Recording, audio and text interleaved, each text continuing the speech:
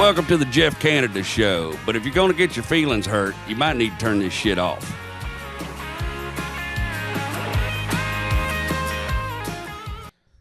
All right, let's see. Got everything situated? Yeah, just taking a photo of you, taking a photo of me. Taking a photo of the thing. You gotta bring your phone into every goddamn situation.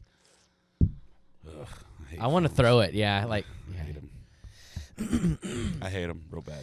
I think it's funny is like we've chosen this life where you just have to constantly be online, putting yourself out there, where the end goal is to finally just like release it all and never be online. Like I envy people who are like, I don't have a Facebook. I'm like, you are blessed. Yeah. If I didn't have, you know what? I say that if I didn't have my brand to push or whatever, then I wouldn't be on there. But man, I'm still the guy that still likes it. I still enjoy it. Like I still enjoy the, like the internet is such a toxic but yet beautiful place. You know, does that make sense? Where Yes. it's like there's so much beautiful stuff that happens from it, man. I've been able to make so many connections and open up so many doors that you wouldn't ever be able to even dream of before that. But man, it's just so fucking toxic too.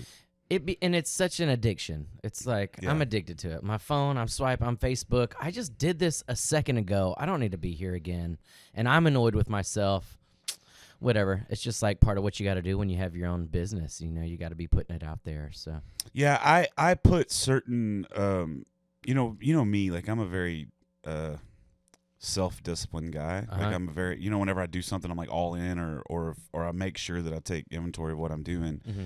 And basically what I did is I basically disengaged with my personal page.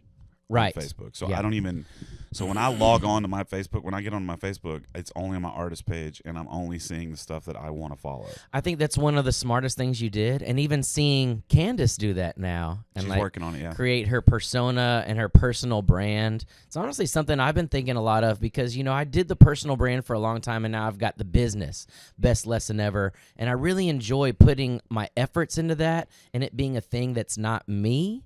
But I think at the end of the day, leveraging your own personal name is actually where it's at. And watching you do this podcast and grow your following online and, seeing other people like Alex Hormozy or whatever, like grow their personal brand and then leverage that into everything they do, I think that's actually the smart move and something I'm thinking about now of how can I change my setup again and go back to making it all about me, which is more fun anyway. Yeah. Yeah. So I think that's where it's at, man. I mean, the personal brand is it. Yeah, I think so too. Yeah, with her, I told her yesterday when she was trying to do all that stuff, I was like, she has her food pusher page, which is like her food deal, and then she has her Southern Grace like craft deal. She makes that jewelry and stuff out of my guitar strings and all of that stuff, and then she has just her personal page. And I was like, if you'll, obviously you can't put a lot of stuff out there just because of her situation. So I was like, make you this page, but start doing that as everything. Candace Ann is everything. Your food, push it. You know what I mean? Do everything as Candace Ann. And she's like, why? And I was like, because that's just the way the internet works now. I just took this class. I can't remember the name of it. It's like a 30-minute deal online from like a marketer on social media. And they said right now, the way the current thing is, if you're not posting on a page 10 to 15 times a day, then you need to shut the fuck up about not being viewed. Right. Like if you're one of these guys that are posting once a day or once every other day or once a week and then nobody's seeing your shit, you can't be like, I'm shadow banned. You're Totally. not shadow banned. You're just not, you're not doing the work. You're not keeping up with the stream of information that's coming out, and you got to ride that wave or get buried in it, one or the other. Yeah, I agree. It's like when you're an artist when you're young and you spend all year writing one song and then no one listens to it, no one likes it, and you wonder why. It's because you got to just put a bunch out there. You got to throw as much shit against the wall as you can. And this is what I want to know about. How are you doing this? Like, man, I just love how you've just rolled out everything. Like, I just don't stop seeing you online. We kind of talked about it on the phone the other day.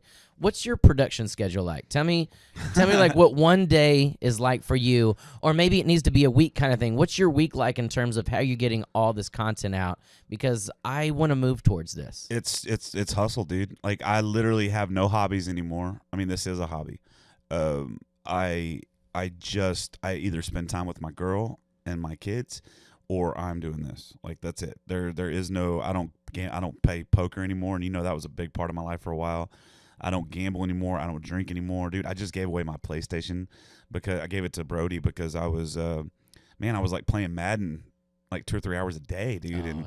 But that was my release. And now what I found out is a really good release is just coming into this room and just doing things. But I'm one of those guys that it always takes me a long time to start doing it. But once I start doing it, it's all in. Mm-hmm. Like, it took me a year to do this podcast. Now, that's a year of you thinking, you know what, I'm going to do a podcast, and convincing all the cells in your body that when you do it, you're going to do it with 100% of your being, getting all the plans going, putting it out there. And you're the kind of person that when you're out in public, that's more fuel for your fire to keep going. Because you have to have that kind of proof and people holding you accountable to being there, and you're not going to wimp out of something. I know you. You're not going to do something and then like wimp out the next day. Like, you're in it. And I say that because I'm the same kind of person. Like, I don't want to do it unless I can be committed to it. And if not, it's like a cool idea. But I don't want to just, unless you're testing some ideas. So I love that. My issue is I got 4 kids. They're all 4 years old and under. And then I'm teaching, I'm running a business. I'm teaching 31 students. I'm running the business too, which I can hardly run my business in between my own kids, my own students. And that's where I'm stuck right now. Like, I want to do more, and how can I make that happen? So that, that's what I'm going through right now, which is what I've done is I've hired people. I've hired a guy now to start running my music school, so I'm not putting so much time into doing that, and I can get back into doing the fun part, which is marketing and trying to build out time in my day for production and writing. Do you spend time writing other than music? Writing for social media, writing for posts? Do you ever just spend a dedicated time writing that's outside of music, or is it only music? I've started to. Basically, what I do is I have a to-do list app that I found that really helps me out. Which one? It's called I don't know. It's called To-Do List, but and I basically have everything structured out on there on what to do when, and I have some spots on there to just write.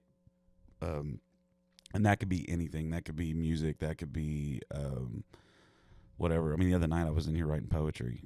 You know what I mean? And so it just depends. Or sometimes I'm writing. Like I have this idea to do these skits now because, my problem is, me, dude. I fucking hate depending on anybody else because I've been burned so many times over the years and just waiting around for somebody to do something. And so when I first got this started, I had a guy that was editing it for me.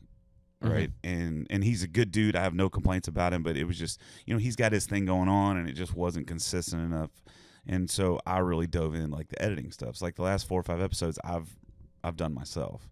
Right. And they're getting better and better and better. And now in learning how to do that, now I'm learning how to record like a song and put it on video. Not something you would put, not great quality, but like, so, and put the logo and all that stuff. And I've learned how to do that. So I'm starting to do that. But like in my brain, I'm like, man, I want to do one new song a day, every single day, 365 days a year. Like 365 days, I want to do one song a day, and I might do that still because the songs aren't the problem. It's just the time of doing it. Yeah, And but learning how to do it myself, man, it opened up this whole new thing, and now I'm falling in love with that part of it. Right. Especially with AI, because with AI now you can get away out of a lot of the mundane shit. Like when I first started with the first 2 episodes I edited, I was going through and saying, okay, BC's talking, cameras on him. Jeff's talking, cameras on me. Going through for 2.5, 3 hours and doing that. And by the time you get an hour into it, you're so over it. So the first hour looks fucking badass. And then the last hour is like, it's just done. Sometimes the camera's on you and I'm talking because I'm just like, that's one thing I can't do. But luckily with AI, there's a new plugin. It's called Autopod, and it works out great. And so I just hit go, and it puts the cameras where it needs to be. That's great. And then I just go in and put all the cool bells and whistles on it. Yeah.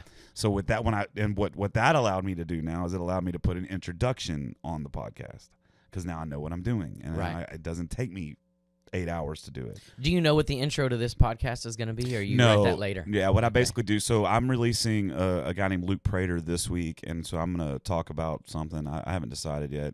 2 weeks ago, I did like a 17-minute monologue on Texas radio. and did like some educational stuff for people. I also asked some questions because there's some stuff I don't know. I also called out some corruption kind of stuff. Did you break that up into social media bits? I don't think I've seen that yet. No, not that one because it's really long. Okay. And I was trying to figure out how to do that and make it make sense, but it's so long it just doesn't. So but hopefully what'll happen is people know that I'm doing this introduction now, and some people will just tune in because there's podcasts that I listen to that I only listen to the introduction. Okay. And then I'll listen to like 5 minutes of interview, and if it's not somebody that catches me, I'm moving on to the next one. I agree. Mark Maron is somebody like that. You know, you can go and listen. I listen to his intros and his outros just because sometimes I want to get his take on what's going on. Yeah. And so I'm hoping I can get people to fall in love with me and who I am while I do it. Slade and I were talking about this the other day, talking about you and Jerry Wayne too, and just like the amount of output that you're doing. For me, it's like, bro, how do you have so much stuff to talk about all the time? I feel like you never repeat yourself, but you're always talking about a similar thing, but man, it's just like it's never ending. For me, it's like I got one thing to talk about and then I'm done. So where do you come up with these ideas? Is it just off the top of your head? That is so not fucking true, first of all, dude. You're one of the most interesting people I've ever met in my entire life. So we're going to get into you talk. We're going to get into talking some shit here in a minute. Okay, all right. But for me, man, you know me, bro. Like I'm opinionated, man. I can talk to anybody, and you've known me for years. Yeah, but talking on a monologue on a podcast is not talking to anybody. It's different. Like, and you know, your thing that about Texas radio, like you have to have some kind of points, like bullet pointed out, so that you know where you're going. No, nah, dude. I just go with it, man. Yeah, and I did have. Well, let me back up. What I did. This is what it said. Okay, I had my phone notes here, right? Okay, and it said where I played last week, and I talked about those venues, right? And then it said so it had those 3 venues listed out, and then the next part said next week I'm doing this, and then it just said Texas radio. Gotcha. That was it. Gotcha. And like last week, what I did is I did the same thing. What I did last week, I talked about my birthday because I released it on my birthday, and then I talked about break music and how important it is if you're providing the PA, if you're the one doing the PA. So if you're an artist, you're doing a 3-hour show, then you need to provide your own break music unless the venue tells you otherwise. And then I broke it down on why that's important. All these things. And then, but the biggest thing was I was trying to let people know that if they'll take Spotify and they'll call it whatever your artist name is, like mine says Jeff Canada's break music.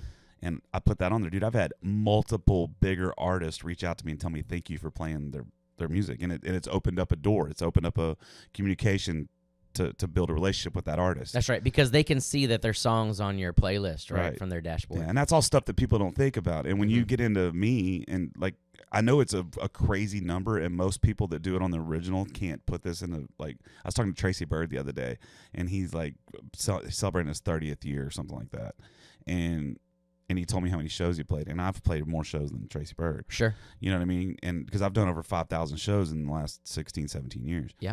And so I got all of this knowledge of stuff I've learned over the years of what to do or what not to do, and I figure if I can put some of that out there in a constructive way, maybe it can help some of these other artists get better. Yeah.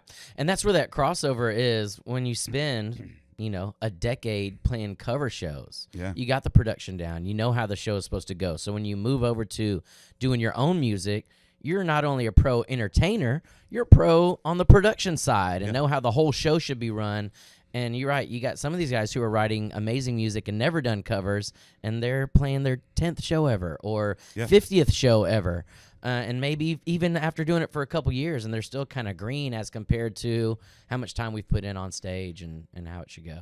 Yeah, for sure. I mean, you know, doing all those nights, man. Remember those back in the day when we had to show up to the gig 3 hours early, and you set up your PA and lights and moving heads, and you're like literally hanging moving heads. And you did it 5 nights a week. Yeah, 5 days a week. You would show up and set up for 2 hours. You'd play for 4 hours. You'd break down for 2 hours. You'd get home at 4:30. Sleep until noon. Oh yeah, man. Yeah, sleep until noon and wake up and do it again the next day. You know, and a lot. I think it's interesting for me to see guys our age still doing that, because I don't know. I'm like, man, that hurts. Like, if I were to do that now, I would be in pain. Like, I'm not built for that anymore. All my stamina, all my strength is gone. Yeah. You know, it's like, man, I couldn't keep up with it now. When I do one show now, I'm done. My voice is toast. My body's toast. I need like 2 days to rest. Well, but that's also because you've taken so much time away from the game. Yeah. Right. If you got back in and let's say you did, 3 shows a week for 3 weeks, and then you did 4 shows, and then you did 5 shows, it's a muscle. You would get back in. That's what it is. Yeah. Yeah. You know, it's a muscle. I don't want to grow again. Yeah, dude. I feel you, man. Like, I don't know, man. I'm still at the point, and I know it's crazy to say this, the stage time, the playing, I'm still not jaded about. Uh-huh. Like, I'm jaded about the business for sure. Yeah. Like, I definitely got some anger built up for just the industry in general, but as far as the stage time, man, that's still my happy place. Right. Like, if I'm up, and it doesn't matter if I'm playing Wagon Wheel or if I'm playing one of my songs or if I'm playing some B-side cover. Your happy place when you're playing Wagon Wheel to 3 people in a room. That's your happy place? If those 3 people are paying attention. What if they're not? If they're not, then no. Then I'm not in my happy place. But you know me, dude, and you're the same way. Like, I've never been content being background music. Yeah. And you're not either. Oh, no. Oh, I'm 100% background music now. I don't care. Write the check. I'm not playing too hard, and I'm playing as many guitar solos as I can. I'm really just going to the gig to try to play guitar solos and do a little singing in between. And it's crazy to and that's me, you know man. that's sad. I should quit, and that's why I don't have any gigs on the calendar right now. I got a private party I'm playing Saturday. I'll do some private events, but you know what? It doesn't do it for me anymore. The cover thing to a tame audience. I mean, it might be fun for a little bit, but for 3-4 hours, it's not worth it. I cut out all 4-hour shows.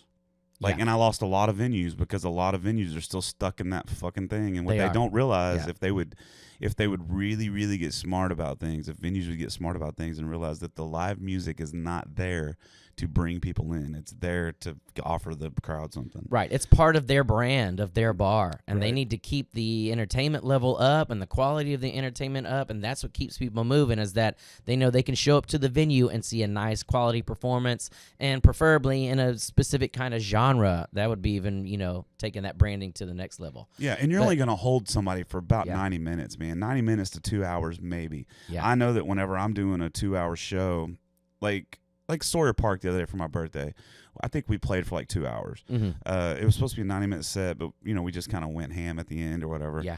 And I noticed about the 90-minute mark we started losing them. Mm-hmm. Mm-hmm. And so that's why it's just the old way of doing things. And I know Sherlock still does it, and Sam's Boat, and those places still do the 4-hour deal. I guess it just depends on what you're trying to do, man. I know you're trying to, but it's almost. But when we talk about someone like Sherlock's or Sam's Boat, they know that the artist isn't gonna. That's part of their brand. They don't care. They don't mind if it's a background music. But it could be so much cooler. Oh, that's my point. Yeah. You think about Sawyer Park, dude. That place. Have you been to Sawyer Park? I haven't. I'm a South Side guy. Okay, it's a really cool venue. The inside holds about 1,000 people. Okay. The outside they can do probably 2,500 or so if they do the outside stage. Mm-hmm. But man, it's like, I don't know, dude. That place is fucking slammed all the time because they built the environment, and then they look at music as an investment. That's great. And that's what really agitates me about the Houston scene. I would say Jackie's Brick House is kind of like that. Jackie's Brick House, I really like playing there. I always kill it in tips. The problem with Jackie's Brick House is they're still stuck in that 4-hour mentality. I agree. And when Charlie calls me, he's like, "Can you stretch it to 4?" I'm like, yeah, he does the same thing to me. But now he's starting to get better because he won't really reply to my text anymore because I'm kind of a diva about it. Okay. I just got to the point where I know what I'm worth, man. Yeah. And I know that I'm playing these other venues and I'm only doing 2-hour sets and I'm bringing out way more people. Yeah. That's the problem, right? This is the issue. Bars want you to bring people out, but the bar has a lot to do with that. You know what I mean? I can play a show at Sawyer Park and bring 400-something people. I can play a show at Goose's Acre and nobody comes out. Right. Because it's the environment, it's the bar, it's the show. You know, does that make sense Oh at yeah, all? oh yeah. Same people aren't going to go to both venues, and they're both different kind of feelings, and they're Right. both different kind of feelings for music. That's the thing about like an original show and a cover show. Like if you're playing your own music, people need to be ready, emotionally open to hear something new, to hear art. But when you're playing in a venue that's notorious for covers, they're going to shut down. They're there to have a conversation with their friend, not to listen to music. They're not open to hearing new things. And this is why, and I did this for years, we'd go into a cover venue, and then you play an original song to crickets. Well, it's not the right audience. The venue is not right. The context of how you presented your song wasn't right, and that's why it fell flat. So you can't get butthurt over it. You got to go find those venues where the context of your song fits and people are emotionally ready to hear what you're trying to do. Right. This is stuff I wish I would have known a long time ago. You know, it's hilarious now. Like you're making these moves now, but man, there's so much knowledge that you've gained and that I've gained over the past years of just running my own business that I wish I could tell myself when I was like 27. Yeah. Like, by the way, and that's what I would say. At 27, I was like, Brian, this is a business and you need to treat it like that. And all your fans are your clients and you need to nurture them and help them grow with you and keep them attached to you and, you know, not piss it away and not drink so much, not smoke so much weed. Yeah. Maybe like approach it like a job, because if not, it's going to bite you in the ass one day. It kind of did to me. And I've been lucky enough where I came into the music scene after having a job in the real world. You know what I mean? Right. Not saying that I fucking hate it when somebody asks me what I do for a real job. Because it's like, motherfucker, like, you don't even understand, dude. I spend 20, 30 hours a fucking day, or 20 hours a day on this shit. You know what I mean? Well, not only that, but, you know, in your heyday of playing covers specifically, you're probably making way more than people who had real jobs. Oh, for sure. Yeah. I mean, there was And multiple years where I have could been forever. I've tried to quit and do other things, wait tables, drive Uber, drive Amazon. Like, yo, it doesn't pay. I can go and make $200 an hour playing a live show. I'm going to have to go do that. Yeah. And there's nothing else that pays that well. If you're good enough at what you do and you know how to market yourself and make connections and keep people happy, man, I mean, there's money to be made in it. And that's what I was going to bring up about, like, when I first met you. I first met you like 2004 or so, maybe 5. I don't know. I don't remember when it was. It was after you left Strippers Lie. And you were filling in some shows with the Reds. That's right. And I remember we were playing a show in like San Antonio. I was running sound for the Reds at the time. And we were playing a show in like San Antonio or Dallas or Arlington or somewhere like that. Addison, maybe. I don't remember. And I think either Flores or Stephen Brown just quit. And you came in and did the other spot. I see. I think I played some shows with Flores around then. Yeah, I think that's what it was. So you were playing with Flores because Brown had just quit, and you came in that night. And I've never met you before, and I wasn't in the cover scene. I was still working in the oil field, and then this fucking Tasmanian devil of a musician walks in and just gets on stage and is just like going fucking ham, bro. And it was like, and I was watching you, and I was like, man, finally I'm watching somebody who finally gets it. Like, it's about more than just the songs you're playing. Yeah. Right? It's about the way you deliver the performance. It's about your energy. You know, you always looked happy on stage. I know you weren't always happy on stage because after getting to know you, I know you. But it's like when you were on stage, you always acted like you were having the best fucking time of your life, dude. Right. And so you were younger than me because how old are you? 41. Okay, so yeah, you're 4 years younger than I am. But like, you were younger than me, but I was like looking up to you like a big brother. And we had talked that night for just a skosh, bro. Like just for a smidge we talked. And I kind of thought you were a cocky little fucking asshole at first. I was. But then I fast forward like a year and then I started coming out and seeing the Crisis play. And then we started talking more and more. I don't think we became really good friends until I think there was one night. Oh, there was, dude. We were at 2-a-days one night. And I don't remember what it was. It might have been your going away party when you moved to Nashville.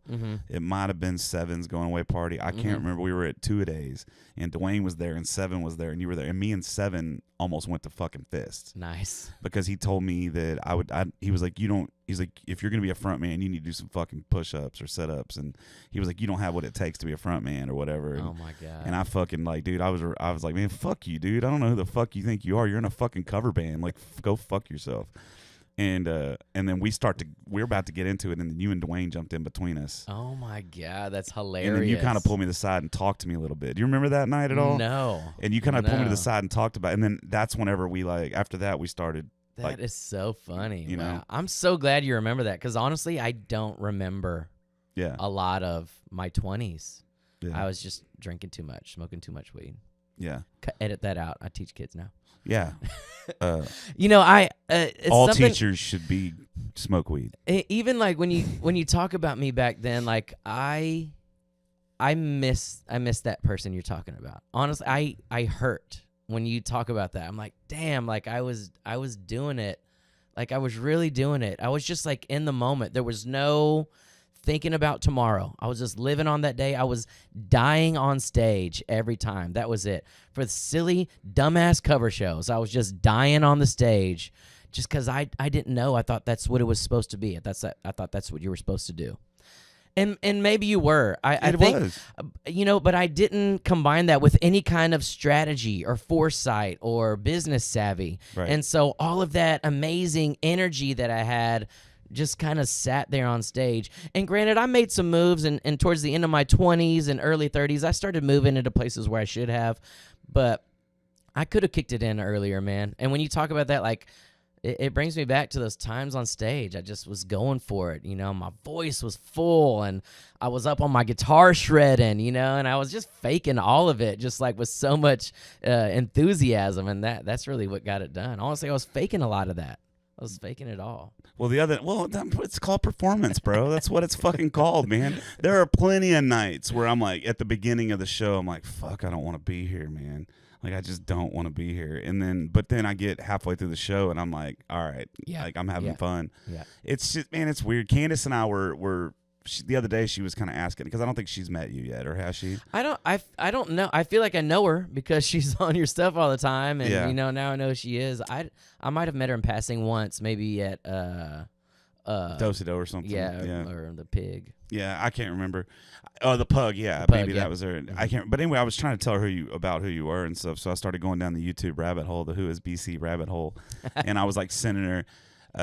I remember the first time I saw the YouTube thing of the Crisis playing Bohemian Rhapsody. Oh yeah, and it was in Florida, right? Like Fort Walton or something, That's Florida. Right.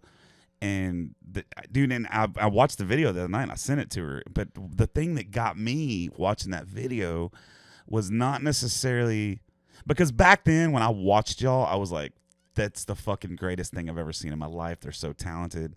Now I watch it, I'm like, it's cool as fuck. Not that great, but it's cool as fuck. Sloppy as hell. It's sloppy as hell. Like, that's what I don't get about what we did as the Crisis. It was so sloppy, and but good. We thought we were really on, but it was just so sloppy. But yeah, I think that lended to like how it was. It was just like sloppy, dirty, aggressive, and it was in your face and funny and silly, and just we didn't care too much. It wasn't polished, but it was loud and big, and it was really tight. Like, it wasn't good, but we were tight as a band. It was good, but it was like, it's kind of like the Elroys, what the Elroys did, because we kind of, dude, I kind of took a major picture out of your book. Sure. You know what I mean? And because I remember you and I would sit and you would come and see our show at Sherlock's on Mondays, and you would critique the show. I would. Yeah. I was an asshole. No, I would ask. I would be like, hey, what do you think? And you would be like, I remember one time, Jeremy Horton. Do you know Jeremy? Oh, yeah. Yeah. So Jeremy Horton, you didn't know him at the time. Uh-huh. And he was playing bass. And Freddie had just started playing drums for us, and you came in and watched the show, and and I think it might be the first time you saw us play full band, and you were like, "Dude, you got it, like you have it." He's like, and Freddie, and I don't remember who was on guitar at the time, but you're like, first thing I do is fire that bass player. Oh my gosh! And I was like, "What?" And he goes, "Dude, that motherfucker doesn't know a single song you are playing. He's just up there fucking just jamming." Got it. And of course I didn't do that because Jeremy's such a beast, He really is. He's like the master down south. He's like, me and him are competitors now too. Yeah. He's such a good dude, man. And it was funny, but listen, man, that's why we grew so much, dude. Right. Because I was like a sponge with you and Seven and Brett with Rat Ranch. Yeah. And I would go out and I would be a sponge, and that's why we got so good. And there was a time when Crisis was like the best cover band in Houston. Yeah. And there was a time when the Elroys was one of the best cover bands in Houston. Right. And it's because we would put it all out there, dude. Yeah. And then you started putting that into more of your original stuff. And that was really, really cool. You know what happened with me is I don't know. You don't know too much about me before then, but I started playing covers at 19. I came back from College Station. My fingers were silver from practicing guitar so much, and I started taking guitar lessons. I wanted to go to Berkeley, and the very next week, I wrecked my car. A day after that, I met Seven and Dizzy from Strippers Lie. I was in the band the next week, and that was it. So now I'm making $50 a night for a 4-hour load-in, 4-hour show, and a 4-hour breakdown. These guys had no idea what the hell they were doing. So, and $50 a night. But to me, at 19, drinking tequila in the bar, like, it was cool as hell. I really enjoyed that. And it was only after a while that I realized that I could do it way better than what was going on with that operation. And, me and Seven got in a fight like he does with everyone else and kind of took it out on my own. So coming from that kind of, what were we talking about right before that? Because there was a reason I brought that up. I don't remember. Oh, okay. Anyway, don't do drugs, kids. Yeah. Oh my gosh, I have none this morning. I'm not on caffeine, is what it is. I'm like, okay. Where's my caffeine today? So coming out of that thing, like 19, right into the bar. Oh, this is what it was. 19, I was a nerd in high school. I was voted most humorous just because I did silly things at the football game, but I was a nerd. I didn't have any girls into me. So think about this, 19 years old, in the bars, starting to drink, getting affection from people, girls that I'd never had before. Man, I was just eating it up. And from 19 to 27, I just partied. And that's why I say I don't remember a lot. And luckily, it wasn't on hard drugs. I was really drinking and smoking weed. I wasn't doing anything crazy. Just partying my ass off. And at 27, I was like, oh, yeah, I love music, and I need to get back to writing music and making my own music and standing up for what I believe in with music. And that was a big change for me then. So it took a while in that cover scene to realize that I need to take this to the next level. That's when the Crisis started, and that's when I broke from the Crisis and then went to Dallas and then went to Nashville and began chasing that. So, it was a big thing for me there. It was really about 7 years, an amazing 7 years that I'll never get back or remember. And then I actually started chasing music as I should, as a pro musician, trying to write my own stuff. Yeah, and you were always so ahead of your time, man. That was what was really cool, because you were one of the first people I saw do a looper. Right. You were one of the first. I stole that from Michael Flores. Well, he had his 3-channel looper. I'm like, bro, you using one channel. You got 3 more. You can do so many more things with. Yeah. That was it on that. So. Yeah, good old Michael Flores, dude. He's back at it. He's back at it, man. Yeah. He's another one, man. I remember. So I single-handedly give Mike the credit for as good as a showman as I am. Wow. And the reason that is because back in the early 2000s, he was in a band called Tommy Kickstand when I first met him. Oh, before. Yeah, it was with the Lisenby brothers and Travis Nunn. Or it was Jacob Lisenby and Travis Nunn, who plays with Chris Tomlin now. Okay. I've been with Chris Tomlin for years. Cool. It was... and that's when I first met him. And then he left that band and started Michael. It was just called Michael.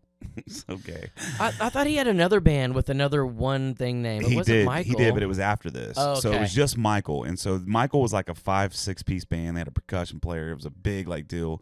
And we opened up for Dishwalla with him. We did a lot of stuff. But Mike would go book a show for 3 hours, and he would play an hour and 20 minutes. And he would take a 30-minute break, and he would play an hour and 20 minutes.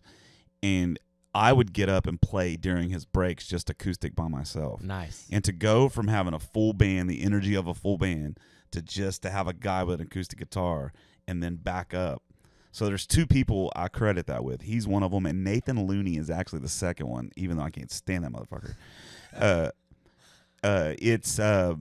And that was because the very first cover show I ever played, it was with a guy named Reggie. And we played at Sherlock's on West Gray, and we played one show, and they fired us. And I was like, why? He goes, y'all are just too fucking emo. Y'all, it's too down. It's just not having enough energy.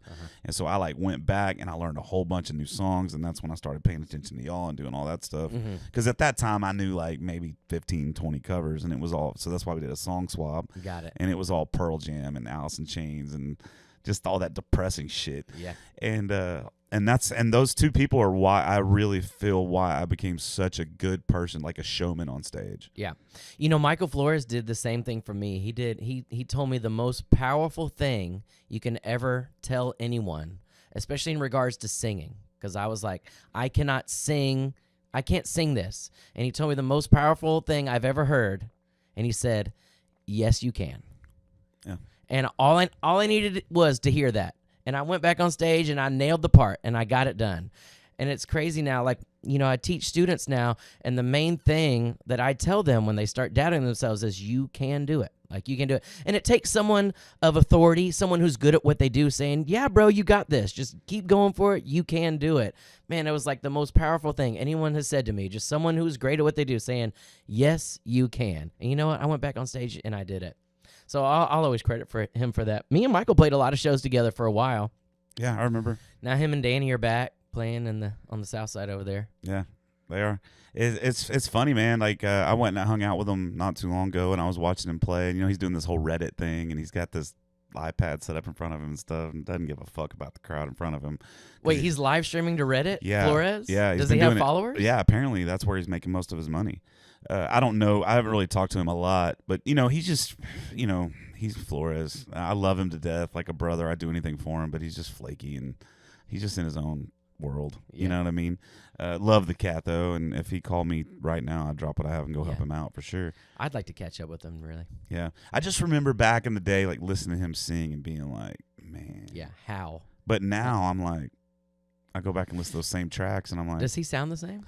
I'm talking about even if I go back and listen to those tracks. Oh, okay. Like, I remember the first time I heard his song Still Your Kiss, I was like, Jesus, man. And now I'm like, I can sing all that. Right. But, you know, I've just been at it. Yeah. I've just been going. And he has a thing with his voice. He's got a very, you know, very specific thing that he does that was always his. Yeah. And I think when you played with him, you're always waiting for him to turn it on. He didn't do it all the time. No. But when he would turn it on, like, oh, yeah. Oh, if there was a hot chick in the crowd that was into him, bro, let me tell you something, man. That kid, I would, or if you were doing a song swap with him, that's when it was really crazy because, like, you know me, when I sing, like Black or something like that, I'm, like, all in it. Yeah. And he would just be half-assing it. And he's just so good that his half-ass is, like, equals my all in. Yeah. And then, but throughout the night, the harder song I would play, like if I did Black by Pearl Jam and the crowd would go crazy because I always did that song really well, he would the next one, he would like just turn it on, bro. And you're just like sitting there like, yeah, I can't. I think that's a mark of a great musician. I mean, you got to know when to crank it up. Like, do you have more room to go? I hope you do. I remember being in the studio with a friend of mine, Brian Fuente, who lives in Nashville. We were in this recording session, and his first take through the verse, he like missed a note. He was flat on one note, and he just kicked it in, and the rest of the take, he killed it because that one note he missed, he was like, man, I need to step it up and take it to there. I think that's something that all vocalists can kind of take note from, like, especially when you're on stage. You know, be aware of how you're feeling. Sometimes you need to kick your own self in the ass a little bit to kind of take it to the next level. Yeah, that happens to me sometimes. I'll be on stage, especially on like a 3-hour cover show. Yeah. And I'll be singing a song and kind of in autopilot. You know what I'm talking about when you're playing a song you can't even remember if you did the second verse or not because you're just on autopilot. Yeah, yeah. And then and I'll notice like, man, I did not give that song. And then the next song I'll be like, I'm going to play something that challenges me a little bit. Right. But I always have a song in my set that's a challenge. Always. Okay. And I've done that since I started doing this. I've always had one that's a little bit out of my range that I sound a little bit shitty on that I'll put somewhere in the middle, you know, after a really good song or whatever. Because it just helps me get that much better. It helps me become a better singer. That's genius, dude. Yeah. I mean, that's a hack that anyone should do. And if you're not doing that, you're stagnant. Like, it's also helped me remember lyrics because I always have one that I don't quite have the lyrics down, and so and that's also when I come up with the new lines because I can't really remember the lyrics, so I just put something else in there. Got it. And I made a whole career off of making up songs. You know what I mean? Like I still get this to this day. Somebody will send me a screenshot and they're like Santeria came on the fucking radio and they'll do like and they're like, I'm singing this but I'm singing your version. I'm singing your lyrics. Oh my gosh. Yeah, I get that all the time. Yeah. So man, I just think in the cover world, especially now with phones and with, you know, everything else, all the distractions, you have to figure out a way to get people to turn heads. I used to call them zingers, and I would there was a zinger in every song. Funny. Every single song Got there it. was a zinger. Got it. It might have been a fart noise. It might have been That makes so much sense now. That makes so much sense to me now thinking about your show. Yeah. Always. There was always something in there that was and I tried not to make the jokes in between canned. Yeah. I tried to be You're right with these zingers, and you have to plan out. I would call them tricks, the shaggy voice or the trumpet or whatever. Like you that's gotta a have. trombone. It's a rusty. It's a rusty trombone. Best lesson ever. Come learn the trumpet. So good. We know our instruments. Let's play the clarinet. You might have a guitar. Oh fuck. We don't teach any of those instruments. No band instruments. Best lesson ever is accordion and xylophone. That's all I teach. You know what? We're moving to only air instruments. That way, we don't have to have as big of a space. Let me no tell you storage. something. I think that every music school, sorry, that was really funny. I think that every music school, before you ever even pick up an instrument, you should take an air instrument. You should get them used to the air instrument part. Because to me, the biggest thing that is lacking in what I watch, and I play a lot of festivals, the biggest thing that I see is performance lacking. I agree. Now, most people don't go into music to perform. I'm learning that now. Many people don't like to perform, and it's something that either they want to do for themselves, the parents want their kids to do because their parents want their kids to be enriched. So many don't want to perform. But you're right in terms of those who do perform. In fact, we have an open mic coming up in March 9th, and this year I've decided to add a lot of value to my school, so I'm doing a workshop every month. And our February workshop is a live performance workshop, mainly because our last show, all my students were reading from an iPad, hunched over, not looking at anyone. And it just, I was like, no, this is not it. Like, this isn't what we want to be doing. We want to be presenting to people and feeling like we're connected to people in the room. And I don't think the kids know that. Part of it is this, and there's like a balance when I'm teaching someone, but like when you're learning a song and it gets boring, that actually means you're there. You finally made it. And some of these students, they'll get to a song where it's boring and then they quit and move on to somewhere else. I'm like, no, now that it's boring, now we can focus on actually presenting the song and performing the song live.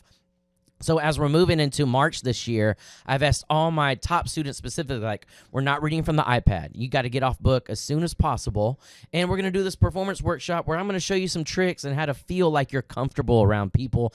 And that's what it is. Of course, this is these kids' first time performing or second time performing ever. It's very nerve-wracking.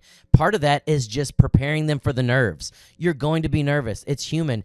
Turn these nerves into powerful, confident energy. That's it. Do you ever do this on stage? Feel super nervous, and I just transform. I'm like, good, and like Gojira, whatever. Dragon Ball Z, I don't watch that, but I just feel the power in my gut. I'm like, I am me. This is it. I'm the best alive. Let's go and sing the song. And when it's done, we can talk about that. But on stage, I just want to be at 100% and feeling confident. And another part of that is feeling like you're hanging out with people. I love DJ Cheryl. He told me this once, that when you're playing a show, you just want to feel like you've invited people to your house and you're showing them a good time. Like, it shouldn't be this huge performer and audience, but everyone hanging out at the same time and vibing off of each other. And those are the big two things that I'm going to tell these students, as well as just move your arms around, move your legs, like look at people, open your eyes, do something. Yeah. Just do something. I give two pieces of advice on that. One of those is, I think no crowd wants to be played at. They want to be played with. So good. Okay. So I say that. That's what I say all the time, So you got to, Aaron Watson is a master at that. He's a master of making every single person in that audience, whether it be 1,000 people or 15,000 people, he makes everybody in the audience feel like they're part of the show. What are his tricks? And it's just, he just has it. I don't know. Am I crying? I think you made me laugh. I don't really know what his tricks are. It just happens. I think he just naturally, he has it. He just makes eye contact. Got it. I'd like to see his show. And you're right. Some people are just naturally charismatic. I feel like that's the way I am. I'm just naturally. Well, you have a few tricks, though. Yeah, I definitely have some tricks. Tell us your tricks. This is my favorite trick that you do. You find someone in the audience to neg. You get on their bad side, and then you get on their good side. And then you tell them you love them. You literally say, you're a dickhead, and then you say, I'm just kidding, I love you. That's like the best hook ever. There's nothing. You've told this person that you're paying attention to them. You're kind of flirting with them. And then you're like, I'm just kidding. I'm not being rude. I'm just having fun up here with you on stage. Yeah. I'm sure every once in a while you get someone who doesn't appreciate it, but most people love that. Yeah, most people love it. I just think that crowds want to be played with. You know, I don't want to be preached at. I don't want to be preached to. I don't want to be talked at. I want to be talked with. I want to be, you know what I mean? That's just what I want to do. And I think that the most people are that way. So that's the first one. The other one that I tell all young people, everybody, because I get that question a lot on radio interviews and stuff. And it's like, put yourself, when you're not on stage, take music completely out of it. Put yourself in as many situations out of your comfort zone as possible. As many. Like example, if you're at the Renaissance Festival and you're watching a show, you've been out there, right? No. Okay, so Renaissance Festival, it's, you know, got a bunch of dorks wearing fucking fairy outfits and shit. But they have these shows. Yeah. And a lot of the shows have volunteers. If you're going to be at one of those shows and they say we want volunteers, if you're a musician, if you're an entertainer, if you want to be an entertainer, you should be the first motherfucker standing up saying, pick me. And get up there in front of those people. Or at a comedy show, you want to set up as close as you can and you want them to fuck with you. Like those kind of things. And you're that way. I'm that way. Naturally, we're just that way because we're kind of attention whores. Yes. I mean, you wouldn't be wearing that dumbass hat if you weren't kind of an attention whore. And so, and I'm the same way. You know, I would wear that hat. Like if I would have thought about it, I would be wearing the fucking hat. But it's like, but if you put yourselves out of your comfort zone as many times as you can, it just does so many things to help you out. I love that, and I'm actually going to pass that along to my students who are looking to be performers. That, you know, find any place you can. Like, that is such just good go advice. up and talk to a girl. Yeah, like go to a bar, find the hottest girl in the fucking bar if you're a dude or if you're whatever you are these days, and you find them and then just walk up and start talking to them, and don't do it from like a flirtatious kind of way because most girls don't like that. Right. But they do like a dude that'll just go up and strike up a conversation with them. Girls want to be entertained. Yeah. So, yeah. Yeah. Or guys the same way. If you're a girl, go up and just talk to a guy or you know, just goof off and try to just be different. Yeah. You know, there's nothing wrong with being different. It's like creating a performance, creating a stage out of thin air, just in reality. Like, can you attract people just doing that? Can you be charismatic doing that? We've talked about charisma. Do you think it's something that you can get better at? Absolutely. Dude, I've seen it. I mean, look at guys like AJ Santana. Yeah. You know, when I first started playing with AJ Santana, man, he was he had a lot of like confidence issues, obviously, and he wasn't the best singer. He didn't even know how to play guitar, and he just he would get up and when he was doing a front man thing and he was singing, he was doing the scream thing and doing that, but he wasn't like very charismatic. Dude, now you go out to that dude's show and it's just him and a guitar and he's killing it and he's cracking jokes and he's funny. I mean, it's so. Yeah, you can absolutely, but you're never going to do it unless you figure out a way to be okay out of your comfort zone. That's right. You have to do that. There's no, there's just not, get one of the best things that were ever told to me. I don't even remember who told me this. I don't know if it was you or somebody else. Get you a mirror, put your guitar around your neck, throw on some Bon Jovi or whatever your favorite fun, good time music is, and just fucking let loose. And watch yourself in that mirror and find the things that look cool or find the things that look weird or find the things that, if you got a twitch about you, you can cure that. There's just so many things you could do it's the same with like a comedian recording every set, you go back and listen to that set because you can work out things. Yeah. But you have to put in the work, man. There's a huge difference between playing a song and performing a song. That's right. Yeah. That's great advice too, of just like in the mirror, recording yourself on camera, looking back. I mean, that's the number one thing. When I get a new musician, I'm like, especially a new singer, I'm like, you need to record yourself over and over. And I'm going to take that advice to the next ones, which is, now let's go crazy on stage. Like, you got to go wild on stage. People want to see that. It gives that, like, when you're on stage and just being yourself and being confident, it inspires people. Yeah. Like, it's not a selfish act. It's a giving act. It gives people the hope that they can be like that they can be confident in situations at home, or just inspiration for the week that they saw this amazing performance on stage. Like, it's not a selfish thing. Not only that, who are you going to more relate with? Are you going to more relate with someone that's up there and just in it and having a great time and showing you that you're having a great time? Or you're going to relate more to the guy who sounds phenomenal, but his eyes are closed the whole time, and he's just up there in his own world, and he's not really interacting with the crowd? Which one are you going to relate off stage? That's right.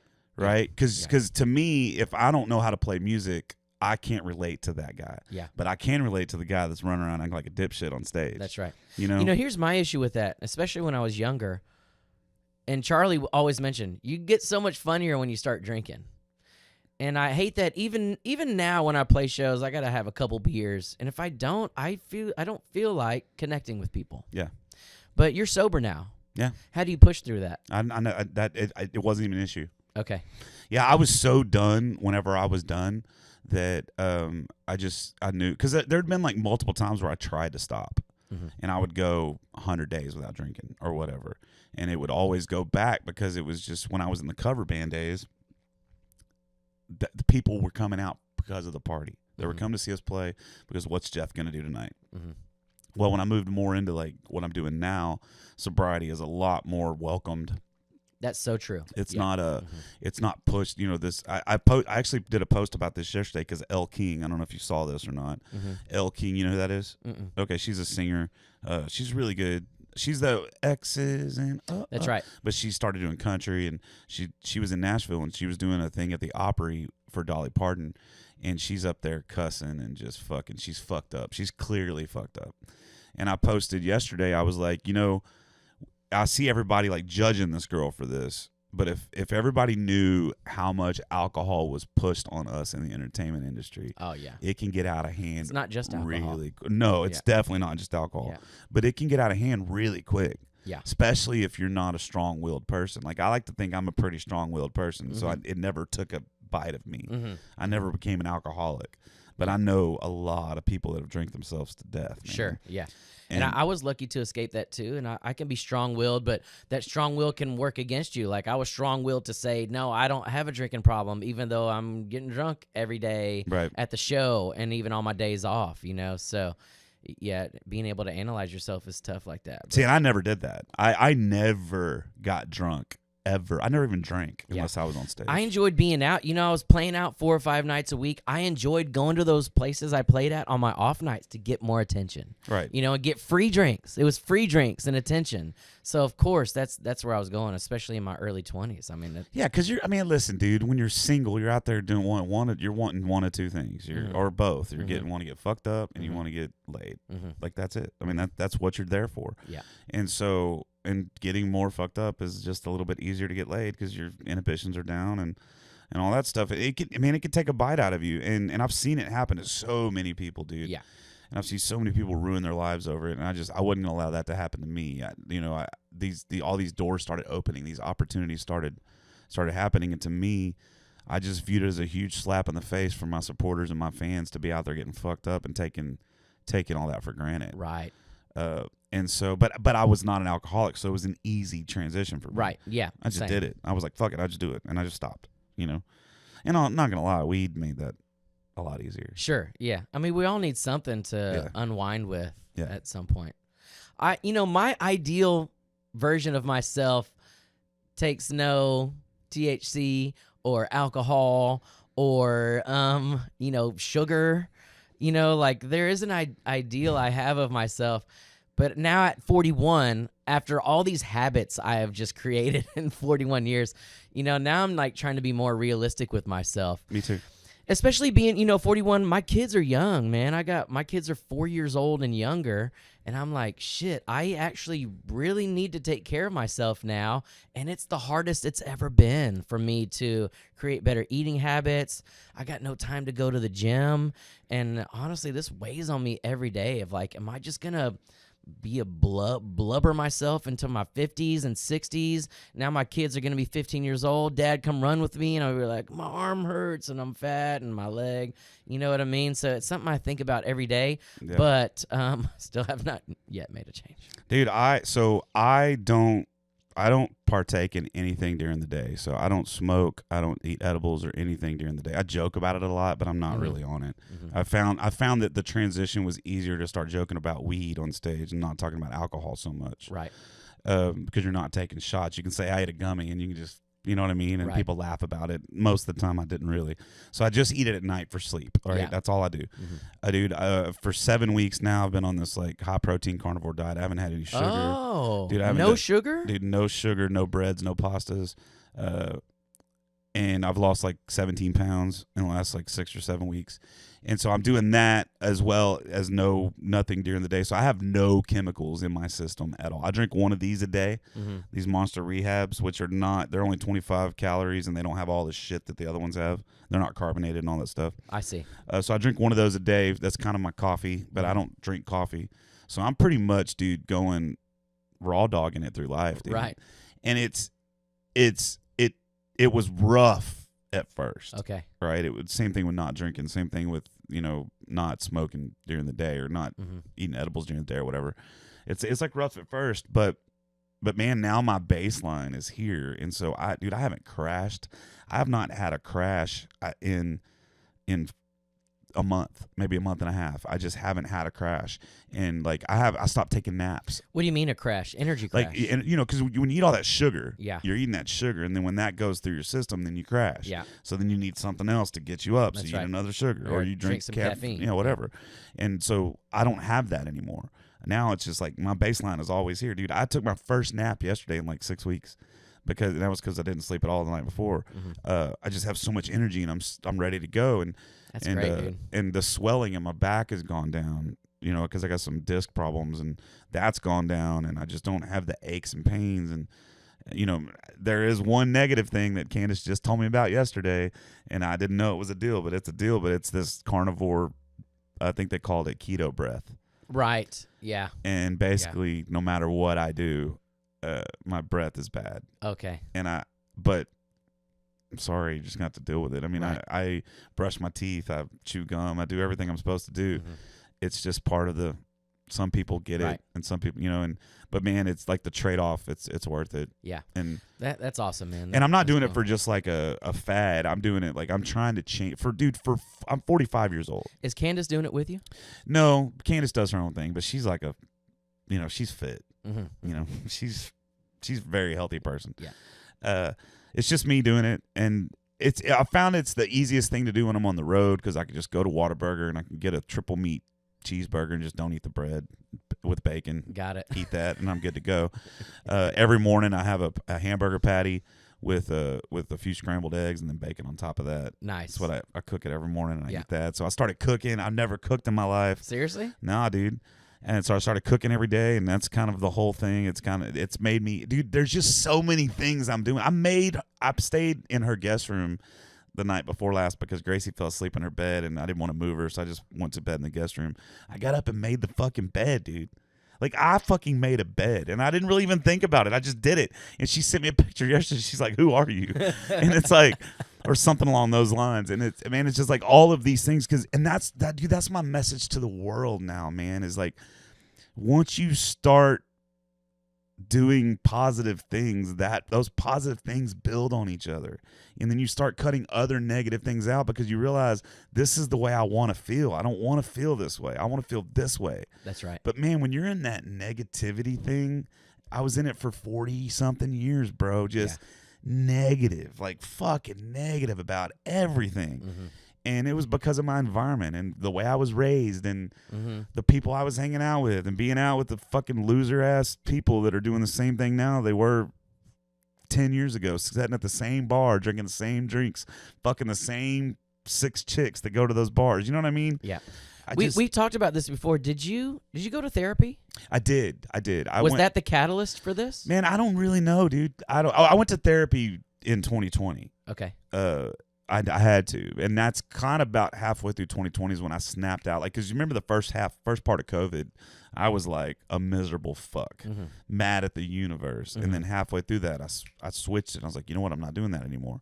But I just found out that the more I do, the more I work, the better I feel. Yeah.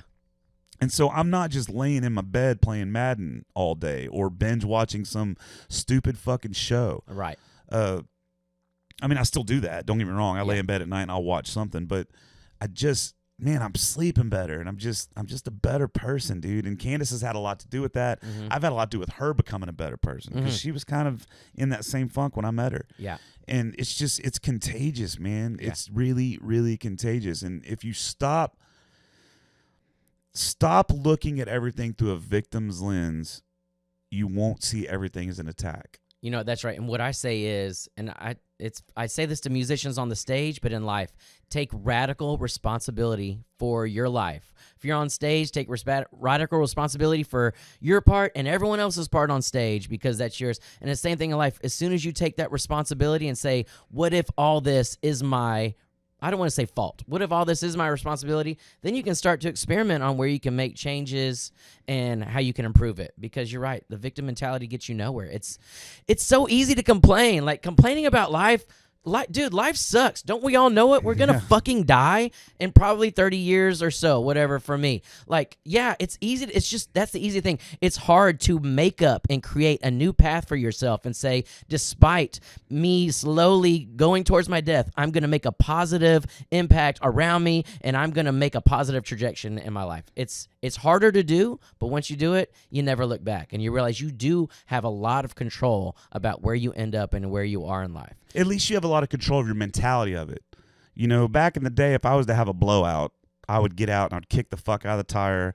I'd probably light the truck on fire and walk the fuck away, and then come home and bitch about, and it's the government's fault. You know what I mean? That's just the way I would do things, or whoever's fault. Where now it's like, I have a blowout, I'll get out, and I'm like, fuck, and I'll kick the tire. But then I change the tire, and 5 minutes down the road, I'm back to paying attention to like something cool. Yeah. And I tell you what, man, and this isn't me bragging, because I don't ever want to be up in like a soapbox or any of that shit, or I'm better than anybody. But like, I tell you how into it I am right now. I went out on Saturday night. I went out to see my friend Peyton Riley. She's a little 15-year-old artist. She's killing it. Went out to see her. She's had her first sellout show. It was awesome. And I met this dude named R.D. Floyd. We've been following each other on Facebook and Instagram. We've talked a little bit. I didn't know who he was, but I met him, dude. And as soon as I shook the dude's hand, he had this energy about him, right? Where it's like just positive, and he's a former Marine, or he's a Marine, whatever, however that works. So I sent him a message, and I was like, hey, I'd like to meet up with you. And he was like, all right, for what? And so last night, after I got done I did a radio interview last night. After I got done with that, I drove to Conroe and I met up with the guy. And I was like, listen, I took him outside. I was like, I know this is a weird thing, but man, I'm just like in this huge thing about positivity right now. And your light that you shined on me the other night, like, I felt your light. And what I'm trying to do is I'm trying to surround myself with people that have this like light, this energy. Yeah. And I want to be friends. And that's kind of how it was, you know what I mean? And it was cool because we just had this like, it was like this moment, and I was like, I'm sorry this comes across weird or stalkerish or anything weird. It's not that. It's just, I need more positive friends, man. And dude, we hit it off so well. And then last night, he sent me some texts when I got home, and we were texting back and forth, and it's like, that's what I want. Yeah. I want that. Yeah. You know what I mean? Because I know that if I don't have a light to look at, I'm going to start focusing on the dark. That's right. I know that. Yeah. I just know my mentality. I know the way it was. Uh-huh. And so that's just kind of what I'm going through. But also something else that I saw a TikTok yesterday, and I really needed to see this, and I showed Candace as well, because Candace is a warrior.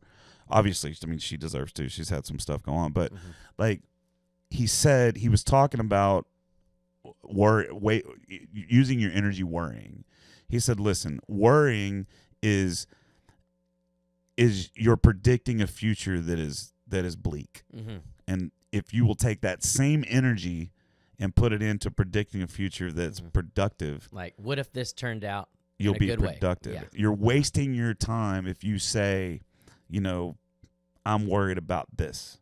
and you're focusing on that, because then you're spending energy focusing on the problem, and you're not spending any energy focusing on the solution or avoiding the problem. That's right. And so it was really cool. I needed to see that. And man, Do you worry that much? I don't. Okay. No. Okay. No. Matter of fact, for years and years and years, my dad was like, Jeff will live forever. He's not gonna have a heart attack because nothing fucking phases him. I feel the same. I feel like I need to worry a little bit more. Like, especially with like 4 young kids, I think I'm too like laissez-faire with it. Like sometimes I need to engage a bit of anxiety because I've shut that part of my brain off. Like it's zero. But that's why you're fucking killing it, man. That's why you're. I mean, dude, I'm telling you, bro, you have to. You have to, because if not, everything is so fucked up. The world is so fucked up. This country is so fucked up. Everything is so fucked up. I don't agree with that, but okay, well that's fine. It is, and it's all I'm just trying to say is, and if you spend all your time worrying about that, then you're never going to change your situation. See, my opinion is the world, this country, life is beautiful. And you're worrying about something that doesn't exist. That's not true, because if you go out and you watch what's going on right now, and you got normal people, used to, you would have the poor people, you'd have the rich people, and you have us in between. And us in between really didn't notice too much because we were just right here. Dude, now those in between people are in the poor people. Yeah, no, I agree. Because it's taking 40% more to go to the grocery store now. So less people are going out. Yeah. So less people are making money. Yeah. I hate to break this to you, but this has been going on in other parts of the world for centuries. It's just now starting to make its way over here because we're facing the repercussions of our policies. Capitalism? Yeah. Well, crony capitalism. Crony capitalism. I agree. Yeah, capitalism in general, we can go there for a minute. Capitalism in general is the best. It's the best thing that's been invented yet. Yeah. Right? It's better than socialism, it's better than communism, it's better than all these other it's all better than all these other government forms or whatever, economic forms. The problem is that, and Thomas Jefferson, he fucking predicted it. The problem is, once you get to the point where you can start voting yourself money, then it becomes crony capitalism. Yeah. And that's where we are now. Yeah. Where we are and we've now. been like that for a long time. And we're now starting to face those repercussions of the big business bailouts, the bank bailouts. All that money goes to the top. Nothing goes to the people. They give us a little stimulus to hold us over. Yeah. You got one party that sticks up for the top 10% of this country. You got the other party that sticks up for the bottom 10% of this country.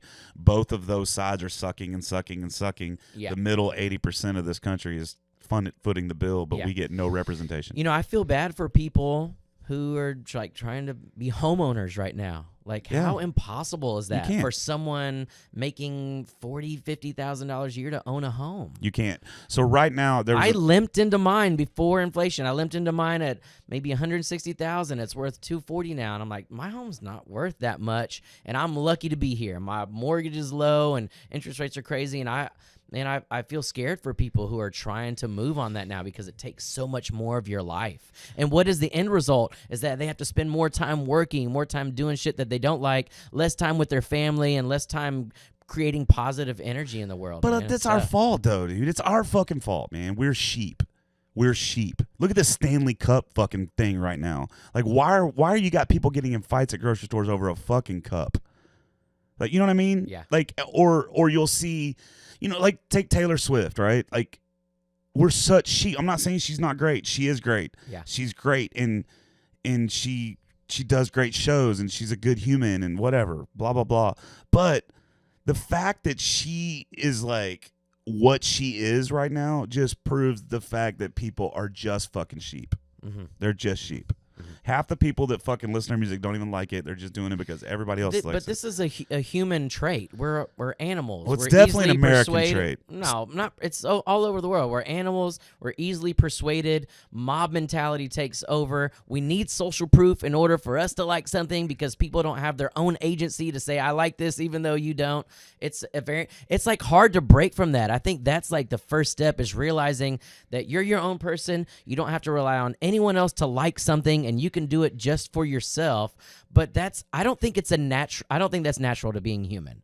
I think that's something that very few people have learned, and why humans are always going to be sheep because we're animals, and that's just how we were programmed or created or whatever you believed in. It's just part of our No, I get it. Our But I'm saying that's what's led us to this problem. Right. And this is why when you get leaders who are self-serving and just trying to line their pockets, they know how to play humans. Yeah. They know how to play sheep. It's an easy game to play. Yeah. And honestly, what you're doing, trying to grow an audience, isn't too far from that, except that I think you're being a bit more conscious about how you present yourself and the ideals and values that you translate to your audience, because you want them to know that you're not playing them. You're not trying to play their emotions, that you're trying to be yourself and that they can be themselves too. Yeah. Now that is something I can get on board with. Yeah, dude, I think that's the way it's got to be. You got to be yourself, man. Be an individual. Be okay with who you are. There's only one of you. You know what I mean? All these trying to be a copycat and trying to be the next, all these artists going out right now and putting a camera up in the woods and singing a fucking song because they think they're going to blow up like Oliver Anthony did. Like, it's like, dude, don't be that. Like, you're the problem. Yeah. Don't do that. Yeah. Like, don't. Find your own voice. Find your own thing. Do your own thing, and don't worry about what everybody else is doing. Just do your own thing. And the more it's just such a free way to live, man. I feel so free. Yeah. Like, I don't own a Yeti cooler. I don't own one. I'm not going to go spend $180 on a fucking cooler that does exactly the same thing that a $40 cooler will do. Like, what? Like, a bag of ice is a cost of a bag of ice. I would rather spend $40 on a fucking cooler that I got to put 6 bags of ice in than $180 on a cooler that I got to put 1 bag of ice in. Like, the math doesn't fucking work. You know what I mean? Like, I'm so glad I'm not do that fucking flat screen TV there. I bought that thing in 2007. I've had that TV since 2007. I can guarantee you this room gets hot as hell when you turn that TV on. No, dude, no doubt about that at all, bro. But, like, you know what I mean? I have good tools to do my job. I have the appropriate tools for that job. Yeah. But, man, I'm just not out blowing my money on bullshit. Yeah. And then complaining because I ain't got no fucking money. That's it, right? I mean, you nailed it right there. It's like, no matter how much you're making, just like living below your means. I think that's actually the cure to anxiety. Like, that would be the first place I look. Are you spending more than you make and causing yourself anxiety because now you got to go work overtime just to make up what you did? Like, you're right. You don't need the Yeti. You probably need a lot less than you do. This is what I learned. I took some time off and traveled all over the world. I was going to bring that up. I went to Vietnam. First stop was Thailand. I was there for 3 months. I went to Vietnam for 3 months. And, man, I sold everything. I was 33 years old. I sold everything I had. I had my cell phone. I canceled my service. I just sold it all, and I left, man. And you don't need much to survive. You don't need anything to survive. Didn't you recommend a minimalist book or something to me once? What was the book? I think there was a book because you were like, man, I'm on this. I remember us talking about it before you left for the Middle East.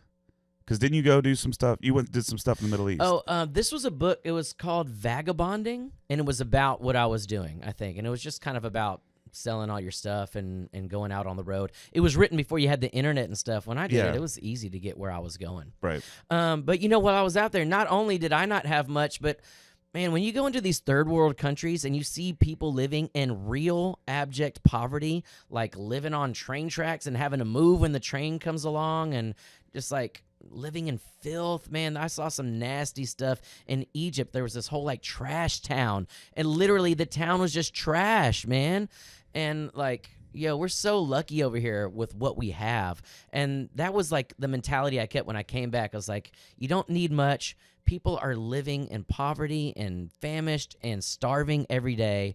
And I just need what I need to survive. And I need to make sure that me and my family always knows that, so that we're living simply, saving our money, and staying away from anxiety. Yeah. Yeah, I think that's a big part of why everybody's anxious. Anxious and gratefulness. Like, and I feel like you might be this now, but I wake up every day just being so grateful to take a breath. And now with my family, grateful for my wife and for my kids, and grateful to have a job to teach kids. Like, I live every day thanking everything around me. And if you live like that, you're not going to find time to worry about stuff. You're not going to find time for negativity, and just live in this feeling of gratefulness, man. That's how you set the tone for your day and for your life. Now, the question is, we're talking about all these things like positivity and getting rid of anxiety, being grateful, living within your means. But the trick is, like, how do you catalyze someone to do that? And unfortunately, most of the time it happens when shit hits the fan, right? When you have no other choice but to. Either that or you meet that one person that is that light. You know what I mean? Like, you meet that one person that makes you want, like when I met, I was with Brooke for years and years and years, and she was great, and I have no complaints about that situation. We just grew apart, and whatever it is what it is. But like when I met Candace, it was like, I could see what she's going through. I could see her struggle, right? And I knew I had to be patient, and I knew I had the song "I'm Here" that I released is that's what it's about. It's about, and I knew that I needed to be that light for her. Right, I knew that. Yeah. Because I've had that light for me. I've had that in multiple people. Dude, you were that light at one point. I mean, there were multiple people that have been that light, and I think if it just depends on the type of person you are. You know what I mean? If you're inquisitive and you're looking at everything through that question lens, then you're gonna look for answers. But if you're just stuck in the everyday and you just don't have anybody to shock you out of that, then the rock bottom is when you change. Yeah. But I think if you're inquisitive and you look at the world and you're taking inventory of yourself more often, then you can then it can change as well. And I think that's what happened to me. I never hit rock bottom. I just didn't. I never hit rock bottom with drinking. I never hit rock bottom with drugs. I never hit rock bottom with anything. I mean, I definitely hit rock bottom mentally a couple of times when in my early 20s and really around 2018, 19. Okay. But other than that, man, I've always just kind of taken self-inventory of where I'm at and how can I get to that next step, And I think if you do those things, and you got to find stuff to get lost in. You got to find something to get lost in. And it's got to be something that's yours and yours alone. It can't be your partner. It can't be your friends. It's got to be something that you can do that just turns your brain off. And maybe something that you're growing into, that you're getting 1% better every day or 1% better every week, where you can see some progress, because that is inspirational. But I agree with you. I think you're right. Being inspired, and maybe that's like the point of what you're doing. Maybe that's the point of being on stage, is to inspire people to change for the better. I mean, now I think we're finally getting somewhere. I mean, that makes sense. I wish I would have thought about that when I was younger. Yeah, on me too. stage, because it was just about me. It was about people looking at me all the time. As I've gotten older, I don't want people to look at me anymore, but I do want to change lives. Like, I want to change your life with music, and especially with kids now. I want to change your life and show you that you're capable of doing whatever you want to if you just put in the time every day or every week, and incrementally you can get there. So, that's really what it is inspiring people. So, and that's what I told Candace, the same thing. She got up and made her stage debut at my birthday party the day. She got them singing. There was 400 or something people there. Yeah. How nervous was she? She was nervous as fuck, dude. And you could tell vocally the first minute of the song she was a little shaky. But man, then she kicked in. She did this kick at the end. She got into it. The crowd was cheering her on. Like, it was the perfect situation for her. And also she's just so talented that she just doesn't even know how talented she is. But I was like, you just got to do it. And then so yesterday she ordered her keyboard. Oh. So she got her a 61 key keyboard. It's just one's got speakers on it, like a cheap one. Yeah. I told her just do that. And then last night she's like sending me all these things. She's like, I've been watching all these videos. Like, whoa, slow down. First thing you do is just find the middle C. Let's get the keyboard in, plug it in. Yeah. Find the middle C. I have videos for her. I'll send it to you. I told her of that the first few. I told her I was going to bring that up, but I just know her. Yeah. She's probably already reading fucking Beethoven books. Got it. You know what I mean? I know how she's just that far mentally. She's like ahead of the game, and I'm like, no, just slow down. There's only 12 notes. It's the same 12 notes over and over and over. That's right. And so, is she starting at it from zero? From zero. But she also picked up. I got this little travel guitar, and she picked that up last year sometime, and like after one day, she was like playing chords, I was like. But then she didn't want to do it because it was hurt her fingers and then hurt fingernails and all that shit. So that's why I told her, get you a keyboard. Yeah. Get your keyboard. That way you can have your nails. You can do whatever you want to do. And so I was like, let's just get that in. And then, Dreams. She likes to do Dreams. I was like, it's a 2-chord song. You can learn those 2 chords on the piano. That way you can sit there. And I got her a little, like Bose. It's not Bose. It's a HK tower thing in her room. And it's got a couple of channels on it. And so she can sing along with Bluetooth. Or she can do whatever. So that way I got her that, so she has all that. So I was like, you can get there and you don't have to depend on anybody else. You can just play those 2 chords, you can sing that song, and then you learn a 3rd chord, and then there you can add another song, and then you learn and that's how you have to do it. Don't think too far ahead on it. Yeah. I've turned my wife into a musician too. That's And what so Candace was saying. I have a piano at the house, and now we have a drum set at the house too, like a rolling drum set. She's learning drums. So the song we're learning now is 1,000 Miles, Vanessa Carlton. Yeah. Which is fun. You know, it's like challenge for me on the piano and then challenge on the drums too. We're learning like We Are the Champions. But it's cool seeing, you know, not just your partner, but women in general. I think for a long time we're kind of excluded from the music thing. I find many women and females to like play quicker and better than guys do. It's like they just like kind of get it. So. Yeah. I love seeing it. That's awesome. So I'm excited to see where she takes that. Well, when I first met her, dude, she was like, I mean, she was like this small, and I don't mean that like in a like fitness. While I'm talking about, she just sunk in. Like she was like, I mean, she was just so beat down, had no confidence, like zero confidence. But then she started showing me all these pictures before she had Gracie of her running marathons and riding. She would ride bikes all the time, and she would go to these concerts, and she was like travel, and she moved here from Detroit, moved down here just to move, and so she was a very adventurous person. And then whatever happened, and and life beat her down. Yeah. And so I just feel like it's I love her, and I feel like it's my responsibility to build her up and to like never talk down to her, never make her feel like an idiot, never yell at her. Every now and then I'll get kind of an attitude with her, and we'll have. I think these are good rules for any relationship. Yeah, not just someone who's coming from a place where they're building back up, but in general. But the thing is, I could not get there unless I was already there myself. And like when I met her, I was ready. You know what I mean? I dated a couple girls, didn't work out, but I was ready to. I was mentally prepared to be with someone now. Right. Whereas years past, I just wasn't. I was immature. I was stupid. I was negative. We can go down all those lists we talked about earlier of just not a shitty person, but just not a happy person.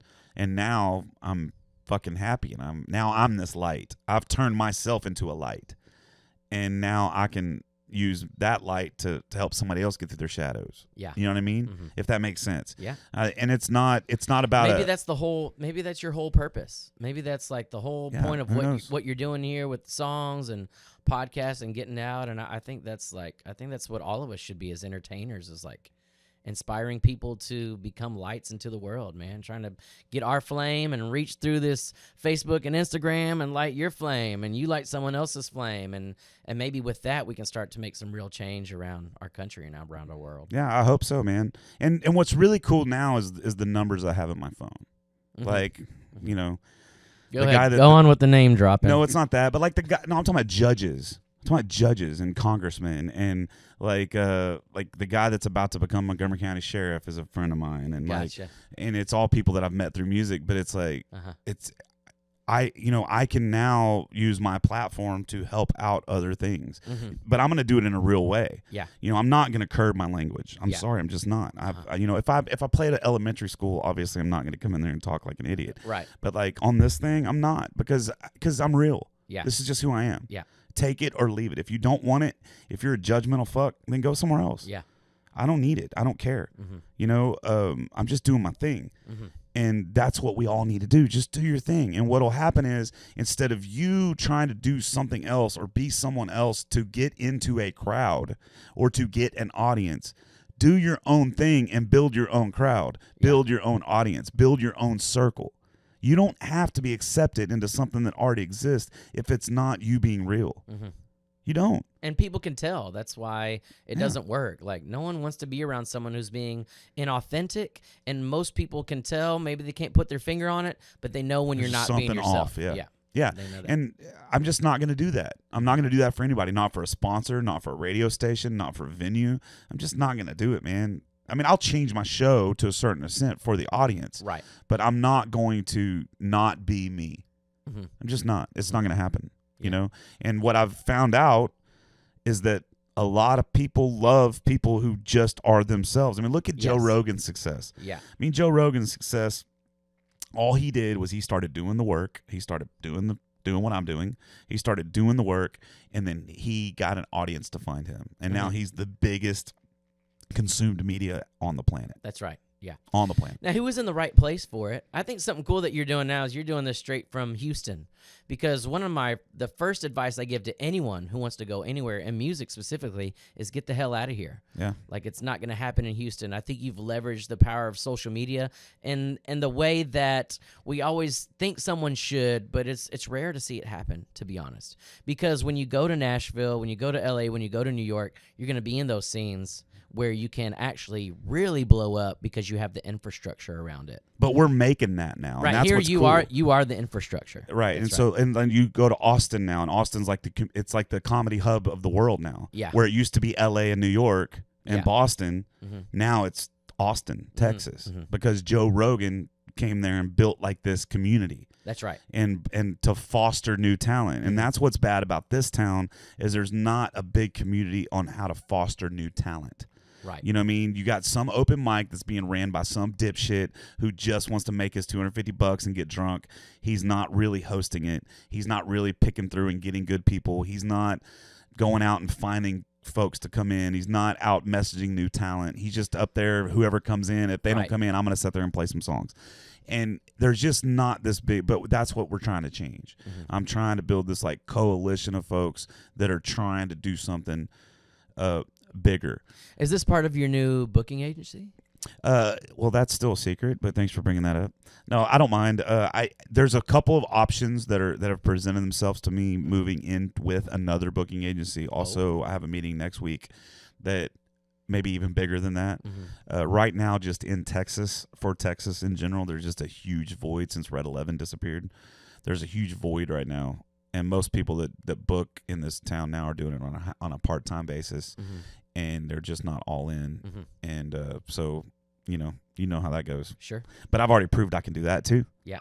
So right now I'm just trying to do as much as I can to help people out. But I'm going to do it. I'm trying to find a name that has integrity in it, because I'm trying to do it in an honest way and integrity and open and transparent, and not do any of this double dipping shit, and not, if I'm gonna be a talent buyer, I'm gonna be a talent buyer. If I'm gonna be an agent, I'm gonna be an agent. But it needs to be one or the other. Yeah. This whole blurring the lines and taking control of this room and putting these artists in there, and like the way it is in Houston, it's fucking backwards. Yeah. I think no matter what, there's politics involved. For and sure. It's I think you're right. It's just being transparent about expectations. That's really what it is. Like, clear about expectations and what is allowed in this room and what's a good fit and not. I think that happens a lot with many booking agents. They just won't be honest, right? Yeah, right. Just That's like a big say deal. exactly. And it's not always the booking agent. Sometimes it's the owners of the club or the managers bring aren't that up, completely honest with what the venue actually needs. And then they're upset when they're getting an act that the venue didn't want. Yeah. Like, you need to be clear about what you like, and then we need to be clear to the artists about why they didn't meet expectations. Yeah, I played a place recently, and I went in and I did the show. They haven't been open very long. And when I got done, the owner calls me over, and he's like, "Man, you're great." He's like, "You're by far the best person we've had in here." And I mean, I take that as a compliment for sure, but I also take it as kind of an embarrassment of the whole overall Houston scene. But I basically was like, he told me a story that he had a guy on, or girl, I don't know, he had an artist on stage, and he was like, it was so fucking cringy. We let him finish the show, but it was just so bad. We don't ever want that person back. And I was like, did you tell the person that booked that person this? He was like, no. He's like, I don't want to hurt anybody's feelings. I was like, well, that's the problem with the music industry. Yeah. Nobody wants to hurt anybody's feelings. I mean, you saw it back when Houston Cover Musician Group was a big thing. Remember that day, those days? And I would get in there and I would give a piece of advice, and it would just be fought. And I'm just like, look at what I'm doing and look at what you're arguing. Someone who is not getting the gigs they want and not getting the pay they want is arguing with someone who's getting the gigs they want and getting the pay they want. It's like literally taking fucking advice or getting argued with by a fat fuck about your diet. You know what I mean? Yeah. And it would get so negative and just general shit. Just normal stuff like, don't take your fucking dog to your show. You know what I mean? Like, really? I think that would be a good thing. Not at a bar. It is, unless it's a bar that won't let you. I hired a guy one night that literally got into a fight with a manager because the manager would not let him bring his dog into the bar. Oh my gosh. Now that was a long time ago, and now it's more acceptable. But like that kind of shit. You know what I mean? Yeah. It would be that kind of stuff where some of us just think it's common sense. And you saw it. Yeah. I was just trying to help, man. Yeah. That's all I was trying to do in this industry. I was just trying to help. And there's so many people that just don't want to be helped. Well, musicians are notoriously stubborn. I mean, that's just how it is. And honestly, if you would have told me, I think, and this is the advice to myself, going back to that, like I was inapproachable in terms of advice. I had people who tried to give me advice who weren't very clear with it. I had one producer after I released Fascinating, it was probably the best song I ever did, and he's like, we need to do another song like this that's bouncy. And me being the contrarian was like, he told me I should do another song like that. I'm never going to do another song like that. And I'm still working through that contrarian part of me because you step on your own dick. Right. Well, it's just when someone says I can't do something, I got to do that. Yeah. I'm the same way. It's not good. It's not good because that's not coming from within. That's someone else's, intention for me.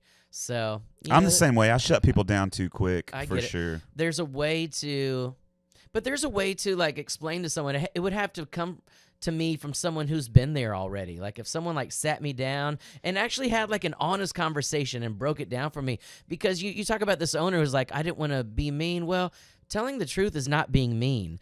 And if you have to tell the truth to someone and it might sting a little bit, then do it in the most compassionate way you can. So just tell them the truth and just be as compassionate and as nice about it as you can. And you know what? After that, growth is going to happen because you got past the hard part and something's going to catalyze after that. Something's going to move. Yeah. But that's what I tell people all the time, man. Just say it. Like, to me, what's the bigger asshole move? Is the bigger asshole move for me to say, BC, you did this, I don't like it? Or is the bigger asshole move for me to sit here and pretend that nothing fucking happened and you have to sit there and guess what I think about you? That's right. What's the bigger asshole move? Yeah. And we've moved to this place in the society where the person that is being honest and the person that is being real and forthright is now the biggest asshole in the room. And that's not right. It's not fair, because then what that does, it silences people from wanting to make things better. Yeah. People don't want to do that because they don't want to be fucking ridiculed because they have an opinion. Yeah. So it's just, and that's society in general. That's not necessarily a musician thing.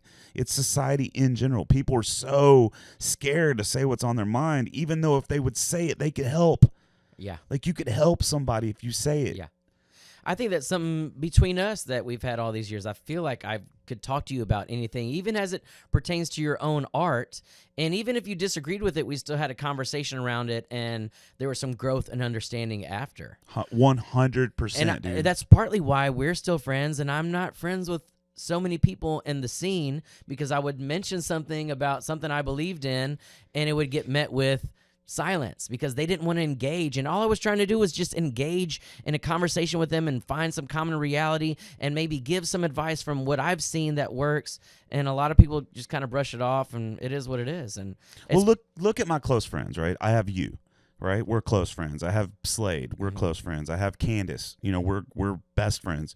I have Philip. We're very close friends. We talk to each other. I mean, we don't talk to each other as much as we did, but we do. Like, and a lot, Todd Weaver. I have a lot of people that are close friends with me, but the one thing they all have in common, dude, is they call me on my bullshit. Yeah. You call me on my bullshit the way you see it. Slade calls me on my bullshit. Like, I like people to call me on my bullshit because then it makes me think. Is it going to make me immediately say you're right? No. But it's going to make me question everything. We had this thing with my song Seasons. Let's talk about that for a second. My song Seasons, you didn't like the tag. You were like, I just don't think it's strong enough. It could be better. And I'm like, that's the whole purpose of the song. Right. Like, the whole message of the song is just a season. It's just a season. It's going to move on. It's going to be better. It's going to be okay. Yeah. And for me to take that out, I felt the message of the song would suffer. Would it be a little phonically better? Probably. Would it be a little bit more radio friendly? Probably. But to me, it was going to take it. That was the way I looked at it. But I did listen. I brought, you sent it to me, and you kind of sent me like a voice memo of like, try this or whatever. And I also didn't say this isn't right and then leave it. I gave you some options. At least I tried to be part of that conversation. Right. And that goes with giving advice. You can't just say, I don't like it. You have to give a replacement. You have to try to make an attempt to say, if we're talking about a song, maybe it should sound like this. Yeah. Because if not, then you're just giving shitty advice or, whatever your opinion is. Now, going on to that, I think there were some things about it. It's just a season. And for me, it's the word just. I don't know if like we should say words like just. I don't know. They're just kind of filler words to me.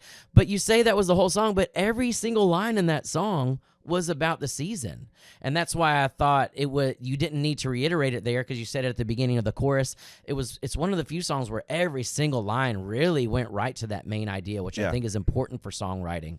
I'm getting way better about that now, for sure. Nice. And this is something, we'll talk about that later. So yeah, there was and I also thought that the line before it was actually super strong, and I thought you had this really strong tag to let the listener just like feel this, and then you just said something after that. It's not that it was bad, I just thought it was unnecessary. Yeah. And you know what happened at the end? You release the song, it's over, we write new songs. It's not like it's a big deal, and that's what I love about you. It's like it didn't become a big thing for us. We talked about it, we move on to the next thing. But what you don't realize is I have 15 more reviews. Right. And I have 15 more people I'm sending that same thing to, and they're giving me their feedback. Right. And so, and I do that on almost every song. I send it out to these folks. I'm like, hey, take a listen to this. I do you mixing. I'm like, hey, take a listen to this or whatever. And I take all of it in, and then I make the best decision. So I was having other people that I trust as much as you do, telling me, no, dude, that's got to be there. So it's one of those things where you're like, you listen to what people are doing, and then you soak it in, and you rattle around in your fucking brain, and then you make the best decision. Have you always been like this with your music in terms of testing it? No. Because this is like this is what I saw in Nashville. An artist writes 100 songs or more.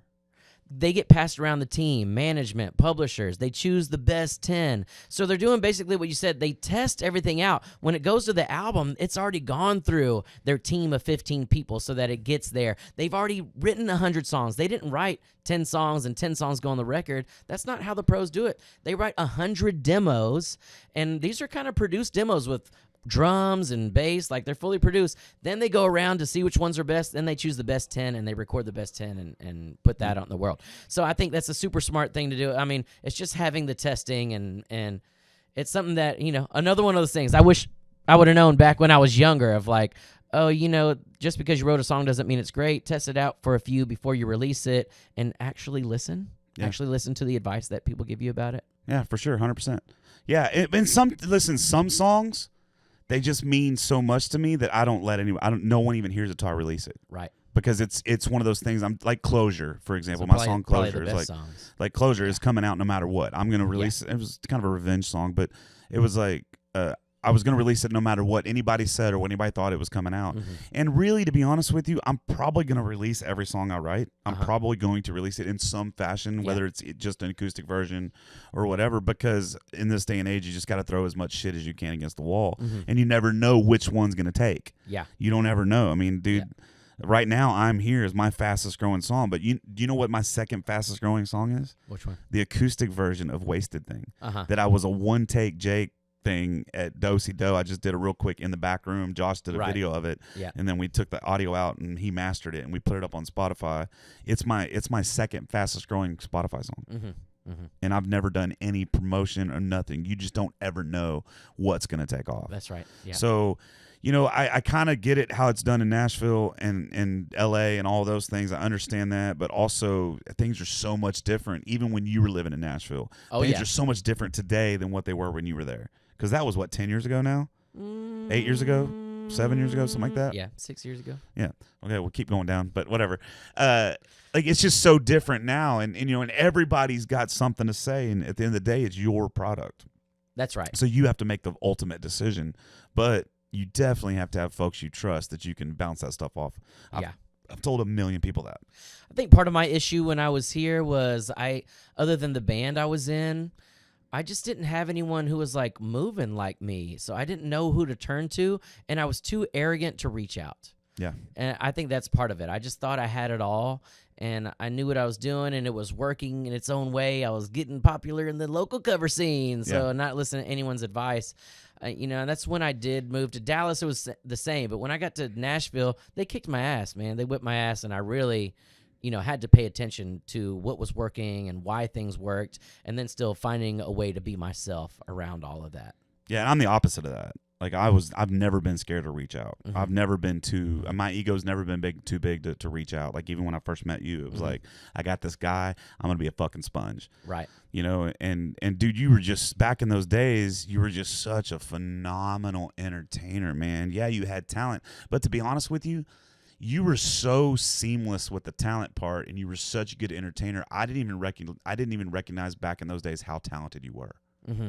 Because I didn't see that side of it. You were just so fucking entertaining. Yeah. I don't even. What did I do? I think I just like moved around a lot. I was loud. Dude, you had good jokes, man. I had good jokes. I don't even remember telling jokes. You know, man, fuck, shut up, dude. You did that stupid Simba thing, and Oh. like you would do that. You would do the Lion King thing. You do the Little Mermaid thing. You would do all these Tricks. medleys. You would do all these little tricks that most people don't. Tricks. That That's they're, right. you know, like a lot of these artists are so scared to Let's loosen talk. You know, up. let's talk about that. You know what I always wanted to do, and I think it's true for all forms of entertainment, including songwriting, but on stage specifically. I just wanted to surprise. I wanted to delightfully surprise the audience at any chance I could. And for me, that was playing the Mario theme song or the Friends theme song or Disney songs, like something there.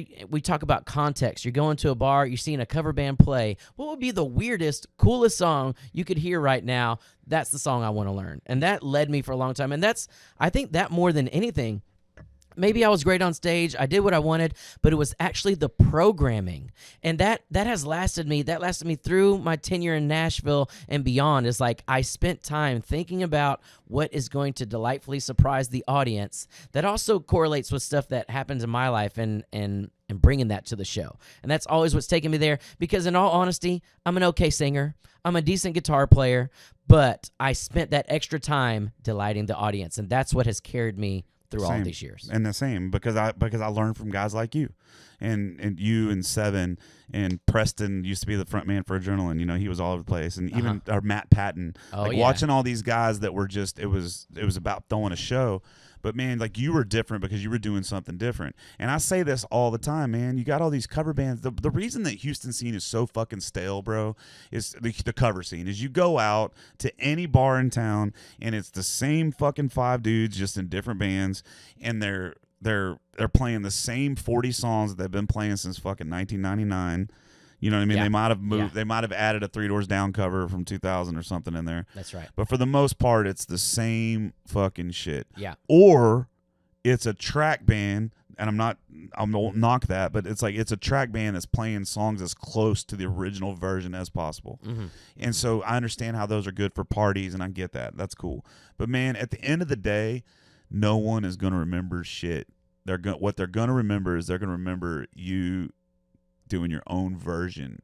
Like, people are going to remember y'all's Bohemian Rhapsody. Right. If y'all would have played it exact like the record, they're not going to remember that. Right. You know what I mean? Yeah. Or if we would have done it with tracks, doing the background vocals, and it been full produced, like it would have looked cool, but they would have, wouldn't have had the same kind of energy as just 3 dudes on stage going for it. And it would have been cool for like a private event or for a wedding or something like that, where people are just there. But it's not, as far as building a brand, you're not going to do that. And that's why I get so agitated with some of these people that go to these song swaps. The Do-Si-Do stage, that's like a sacred stage for songwriters, man. Like it's just such a wonderful spot. And I would get people out to do these opener spots, and I get out and they're playing Tennessee Whiskey, or they're playing fucking Wagon Wheel, or they're playing these overly done covers. And you're like, this is your chance to show who you are as an artist. Dude, to me, every time you're on stage, it's your chance. And that's the way it was with the Elroys. That's why we just went in. That's why we just went in and kicked everybody's ass, because we were like, we're going to play. There's no fillers. Everything is A songs. They're A-list songs, but we're going to do them our way. Yeah. We did a metal version of Poker Face. We did a punk version of Margaritaville. And people remembered those things, right? They're not going to, the best band I was ever in was when it was Stevie Vance on drums, Mike Nett on guitar, and James Lang on bass. Nice. That was the tightest band I've ever been in. But guess what? Win, lose, or draw, didn't matter. They were going to end the song when it was supposed to be ended. They were going to play the tempo that it was supposed to be played. There was never going to be like an ad-lib section. James definitely got better about it towards the end, but that was after those other guys left. And like, there were no vocal cue. If I was like, let's break it down, or let's do this, there was none of that, man. And so that's whenever our popularity went way down, because we weren't doing different versions of Right. songs. You're just like a computer at that point, just running the program. You're Right. just like start Yeah. and end, and there's no emotion in that. Yeah, and I'm not taking anything away from those guys. Those guys are Of super course. talented. Ned started writing his own songs now. It's awesome. Nice. And I get that you're not going to be remembered for a mediocre version of Tennessee whiskey done in a regular way, but you might be remembered for a mediocre version of a punk rock Tennessee whiskey. Right. Or, not reggae. You're never going to be remembered for reggae. Please don't. Stop. Yeah. But, Spin putting a funny twist on it means you don't have to be as amazing as a band to be remembered for doing something like that. Right. And if you really watch like shows like The Voice or American Idol, if you watch those shows, the ones that really, really stand out, the ones that go the farthest are the ones that do their own thing. Yeah. Or like you look at like, dude, how many times have somebody come up to me like, hey, can you play Simple Man by Shinedown? How many times? Yeah. Too many times. Too many fucking Yeah, too many times. times. Because they decided to do their own version of a song, and you can go down the list of the Tennessee Whiskey's a great example of that. That's right. He took an Etta James song. Is that who it was? No, it was David Allen Coe. No, I'm talking about the music. The music he Oh. took from like Etta James or one of those older singers. He took the music of that and he merged it with David Allen Coe or the other guy did not write those songs. Who was the other dude? George Jones did it. That's right. George Jones. It was some other songwriter that wrote it and released it before they did, but they're the ones Okay. that made it famous. Yeah. But it was a total different song, different time signature, everything completely different. I didn't realize he took that Etta James reference. I think it was Etta James or one of those older. I can't remember. One of those older singers. Uh-huh. And yeah, man, because I've seen multiple people mix those two together, and I go back and listen. I'm like, oh, it's this. That's what it is. And so, man, it's just to me, that's the way it is. You got to give people a reason to want to, and maybe that's this podcast. Maybe that's me. That one show I went out to a festival and I wore a fucking crop top, dude. Maybe that's what it is. There's so many different ways to get people to remember you. Yeah. But if you're not trying to get people to remember you, then why are you doing this? Yeah, that's it. And part of it is too, maybe not always trying to be the coolest guy in the room, but instead just being yourself and being super authentic. Yeah. And that's part of me sometimes. I'm just like always trying to be really cool about things where maybe I should just be myself and let my weirdness show because that's what's interesting to people. And I'm always myself. I mean, you've known me how long? How long have you known me? And I've made some changes for sure. Yeah. But have you ever seen me not be me? No. I only see you be more of yourself every year. Every year you become more of yourself. And me in a way, I feel like I'm becoming less of myself. You're becoming your parents like that commercial? No, I just I spent so much time. I was just so egotistical and self-centered that I just really am trying to disappear into. I want to be invisible. I want to be like an invisible force around my community that's helping people grow. I want to be like National Geographic. Like I don't want to get in people's way, let nature work its course, and do what I can where I can to help people. And it's part of just living so much in my ego and my past that now I just want to be about people. The biggest lesson I learned in Nashville, I produced a record for this kid named Chaz Cardigan. Well, at first I wanted him to join my band. Like, I met him on Twitter. He was saying some cool political shit. I'm like, this is my kind of guy right here. We met up. I'm like, he's going to join my band. He said, here's a CD of songs I wrote. Just listen to it. And I listened to it once, and it was okay, driving in my car. And I listened to it the second time, and I was like, damn, like, I feel like he's talking to me in all of these songs. Like, how is he writing like this? And I was like, this is the best music I've heard. This is the most amazing artist I've ever met. And I'm going to produce this record for him because I think it's worth it for me. And at that moment, I dropped my ego and said, you know what, for once in my life, I'm going to do something for someone else. And there wasn't a charge. We met every week. We just kept grinding away at the songs, grinding away. Finished his top track. I produced a video. I did the video for him and everything, and we sent it out. And he started getting calls from labels and stuff and wound up getting signed to Capitol Records from all the work that we did. And that was proof to me that it's not about me anymore, and that the more I give to people, the better results I'm going to have around me and the better life I'm going to have. And I've continued that since then. That was around 2017 or so. And now my whole life is about giving to others and helping them get where they're going. And I've never been more happy as a person, leaving my ego like that. And that's why the less I think of myself about things, the happier I am. And so that's my path now. It's like, it's not about me, it's about you. And when I get a chance to make it about me, I'll still do that. I love being in front of the camera. I love making funny songs and making jokes. So when I can, I'll do that. But first is, what can I do for the people around me? And then if there's time left, I'll do something funny for myself. Yeah. Yeah, and that's kind of where I'm at too. Like, I'm in this position right now where the spotlight, a lot of the spotlight is on me, but I'm doing as much as I can to spread that light to other artists. I love it. It's the best thing you do. And you're right. It's weird. It's like so weird to see an artist just like pumping people up all the time and only talking about themselves a little bit. It's a strange thing, but you've begun to do that, and it's obviously working, and it's cool to see. And even you included me on one of the artist spotlights and just whatever it is that gets people going. I mean, yeah, show the spotlight to someone else. That's it, man, because it always comes back. That's karma right there. I tell you what, man, this is no lie, and I'm not trying to pretend I'm better than anybody. It's not about that. It's just these are some things that I'm proud of. But like right now in my career, the thing I'm the number one most proud of is my Monsters video, hands down.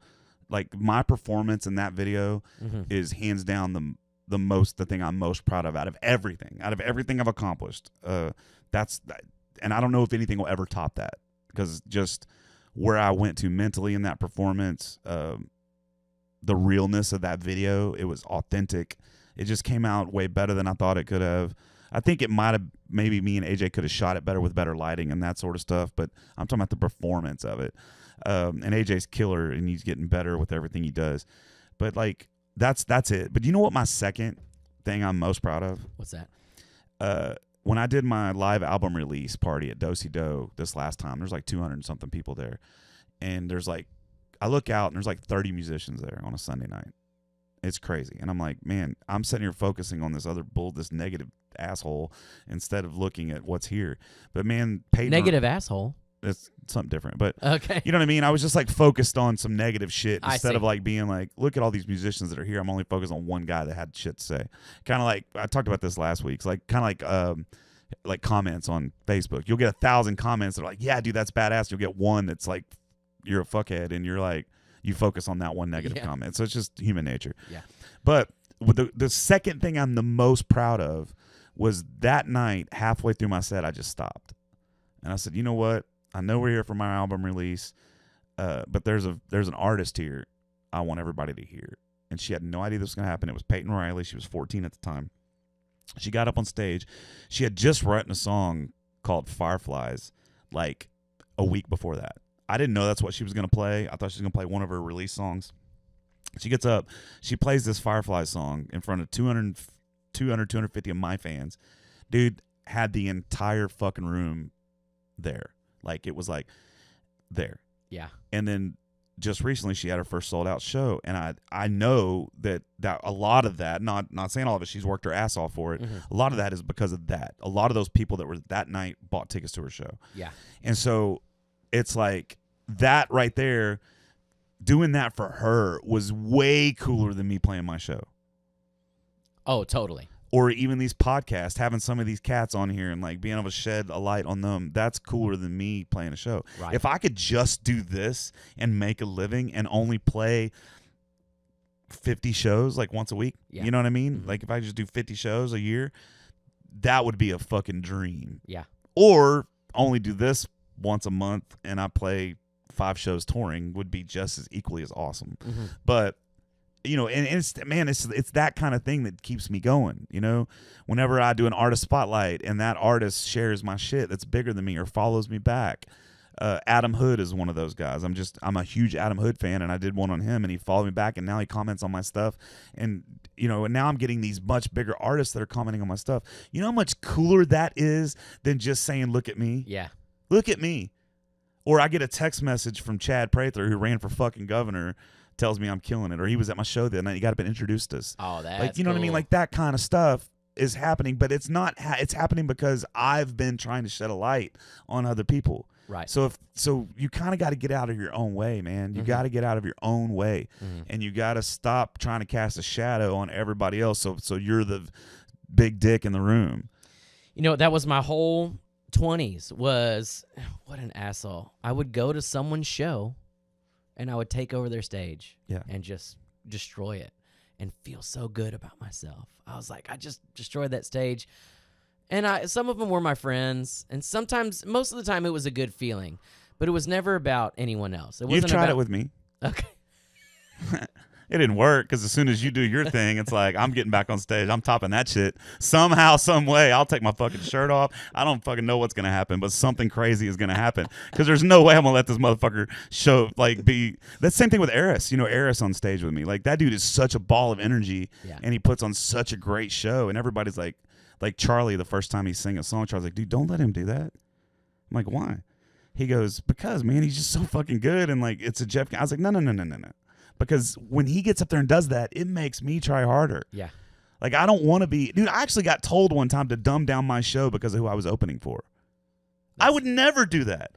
Like, dude, I want you to be the baddest yourself could ever fucking be. Rip it up. I want you to try to outdo me. I agree. Because then that's going to make... Shane Smith, dude, the first time I opened for Shane Smith and the Saints, we were talking, and I was like, hey, man, can I get a copy of your set list? And he was like, why do you need that? I was like, well, just in case I play one of the same covers you play.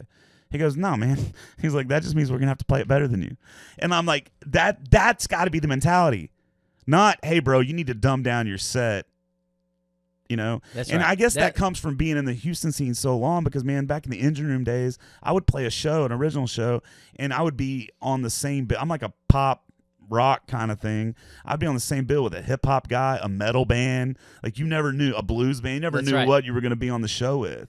So that it just doesn't bother me. Do whatever you're fucking doing. Yeah, I agree. And if you're great at what you do, you shouldn't have to worry about how awesome someone else is. Yeah. And if they do blow you out of the water, you know what? Then you attach yourself to that. Yeah. Like, yeah. Absolutely. They opened up for me. Yeah. That's right. And guess what? You're probably going to be open up for them soon. I'll give you a prime example. Peyton Howie.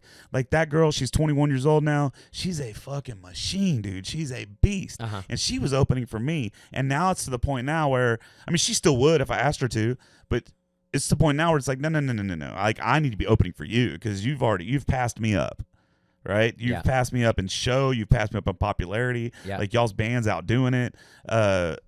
She's phenomenal, you know? And Wait, so the other girl's named Peyton too. Peyton Riley, yeah. Okay, so and it ends with an E. Okay, so Yeah. I was confused about that, and they're both like young. Yeah, So, Peyton Howie's Gotcha. 21, but she's a machine, dude. Yeah. She's in Nashville all the time. She's doing all kinds of stuff. Nice. And like, but also I don't get upset about things I used to get upset about. You know, my birthday show the other day, Peyton Howie told me she was going to be at my show.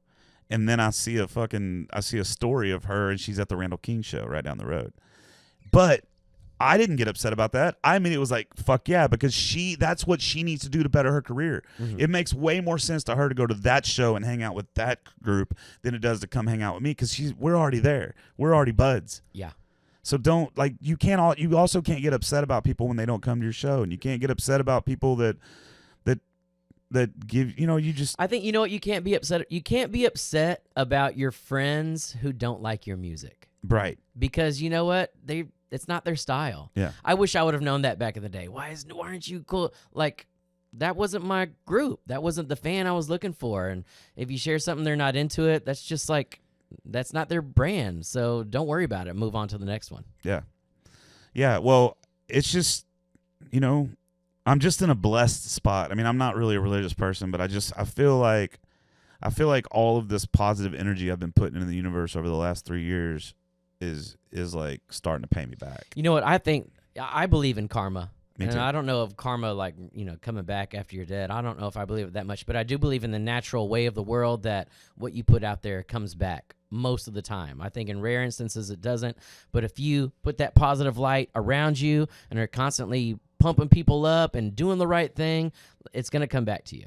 I don't know if I believe so much in karma, but I believe in mindset, right? And I believe that the more positive you are and the more things that you're doing, it makes you better prepared both mentally and physically for an opportunity that approaches itself. Uh-huh. Meaning, if you're just somebody that's sitting there and you're railing on how shitty your day is, and you're railing on, you know, the Whataburger done fucked up your order or your drive-through, or you're railing on Buc-ee's not giving you your fucking money back on a flashlight, fuck Buc-ee's, or anything like that. If you're focused on those things, but something comes in that gives an opportunity, but you're too focused on this negative shit to see it. But once you start letting all that stuff go and you start living in more of a positive mindset, then when opportunity presents itself, you're way more ready to go. That's right. The negativity, you just got to let it go. I Yeah. think that's the big thing. It's like, do your best to make peace with it and move on. It's because it's not going to serve you. But I'm the guy that always has to have a villain, and I hate it. It's one of my biggest flaws. Who's your villain now? I won't. Everybody knows. I'm not going to say it. Bucky's. No. I'm talking about a person. Like it's something. This person that is your villain.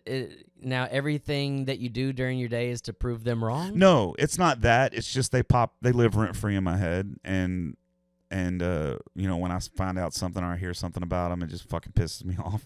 And it's just one of those things. But it's something I always have to do. I have to have that. I always had it. Back in the day, it was Seven for a while, right? And then when it wasn't Seven, it was Tim Del Toro, and then once why Tim? And then once he didn't matter anymore, it was Daniel Holmes, right? And then once that didn't matter anymore, and then it was Stoney LaRue, and then once that didn't matter anymore, then it moved on. It's like I've always have to have this villain. And it's one of my biggest flaws, and I hate it. Because, like, really, I mean, I'll say it right now, Stoney didn't really do anything bad to me, but yet I just felt disrespected, and then I just talked a lot of shit about it. And can you tell me what happened? I basically opened up a show for him, and then I went to shake his hand after the show, and he just kind of blew me off, and it turned me off, right? But, dude, I don't know his circumstances, man. And then I went around talking shit. And it's like, what's his circumstance? He's a germaphobe? No, I don't know. It doesn't matter, bro. The point is, I would feel slighted. But you might, but that's because you have unrealistic expectations about what should have happened.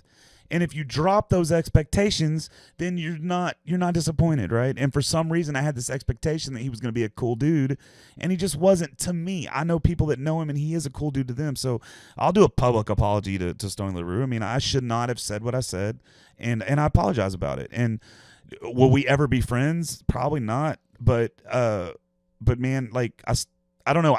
It's just, you know what I mean? It's just one of those things. Same thing with Daniel Holmes. Did I not agree with the way he did things? Yeah, but I shouldn't have judged that so much, right? And then when I judged, then I started talking shit. I'm stealing your bandmates. Well, that happened, but that's beside the point. Like, you can't expect that not to happen. It's going to happen. People are going to leave your band to go to other bands. I agree. And you should be with someone out of loyalty, not out of, so yeah, people move around. I get it. It's just one of those things where that's like that is the one area of my life that I'm just not happy about, and I'm trying to do things to counter. Dude. Yeah, I've never known that about you. It's really interesting because I wouldn't put that on you. I wouldn't think you're that kind of person. And when we stop rolling, you can tell me who the new villain is in Dude, your it's life. petty as fuck, man. It's petty. It's me being petty. It's me. There's something that I just can't let go until something else happens for that to be my villain. I see. Does that make sense? Yeah. Like, I don't really talk shit about Buc-ee's anymore. There for a while, they were my villain. I still will not support them. I still won't go. Fuck them. But I just don't care, man. I just don't care. Yeah. But I've always had to have this villain, and I don't understand that. I don't understand what that comes from. Even through therapy, I couldn't get to the bottom of it. So it's just something I have to deal with, man. But I would much rather that be one. I would much rather have that one villain and just be petty as fuck about that one villain, but be shedding all of this light on other people. And that's really, to be honest with you, that's why I started the Artist Spotlight. I started the Artist Spotlight to combat the negativity of me having this villain. Yeah. Does it give you something to prove too? Like when you're working, do you feel like it gives you a little bit extra boost in energy or focus because you're trying to prove yourself to someone? It doesn't affect me that much. I feel that. I get that a little bit. I feel that sometimes. When When some people push on me, I want to push back to them. And to be honest, right now, it's someone who like works for me, kind of put me through the ringer and then said they wanted a bunch of hours. Now they don't want to work. And now I'm like, man, I'm going to fire them and do all this stuff and prove them wrong. And it gets me fired up a bit. But now, as a 41-year-old, I'm like, you know what? That's stupid. And they're just being themselves, and you just need to kind of work yourself around the situation. Yeah, I don't do it that way, man. My only competition is myself. And I've always looked at it that way. Always. My whole life, that's how I looked at it. I mean, I've been told I wasn't good enough my whole life. And so it's always been myself. And so I only want to outdo myself. I don't look at it as I need to outdo anyone else. I'm not trying to be anyone else. I'm just doing my thing, and I just want to do better at that, whatever that is. If I'm going to do a podcast, I want to be the best version of myself as I can. I'm not up against anybody else's podcast. Right. If I'm gonna play music, I'm want to put on the best show that I can. I just always have to have a villain, and I think it's just the way I was raised with the negativity I was raised, and it's just kind of my escape. And it's not right. It's shitty. You know, no matter what you feel about somebody, you shouldn't put that into someone else's ear. You know what I mean? And I just feel like I have to do that. And I know it gets back to him, and I know it, whatever. But the same thing. I mean, I hear shit he says too, so it's fine. Right. Wait, is this the new villain? Yeah. I mean, it's been going on for a bit, but you know, is this in public? I mean, people know for sure. I mean, he knows. Yeah. There's no doubt about it. Yeah. But like, I don't know, man. I don't want to be that way. I don't want anyone to live rent free in my head, and I don't want to focus on that negative thing. Yeah. It's the only thing I have left that's negative, bro. I see. I've fixed everything else. Like I have, man. I've read books. You know, the Stephen Pressfield book, The War of Art. Like that changed my life, dude, and it got me. That's why I gave away the PlayStation. And how recently did you read that? I've read it like 3 times. I just recently read it again. You know what? Every time you read it, I've only read it once. I refuse to read it again because I don't want it. I don't want to be that productive because it'll cause me to like change things. And you know who gave me that book was Slade. Yeah. Slade Ham. Did he give you that one too?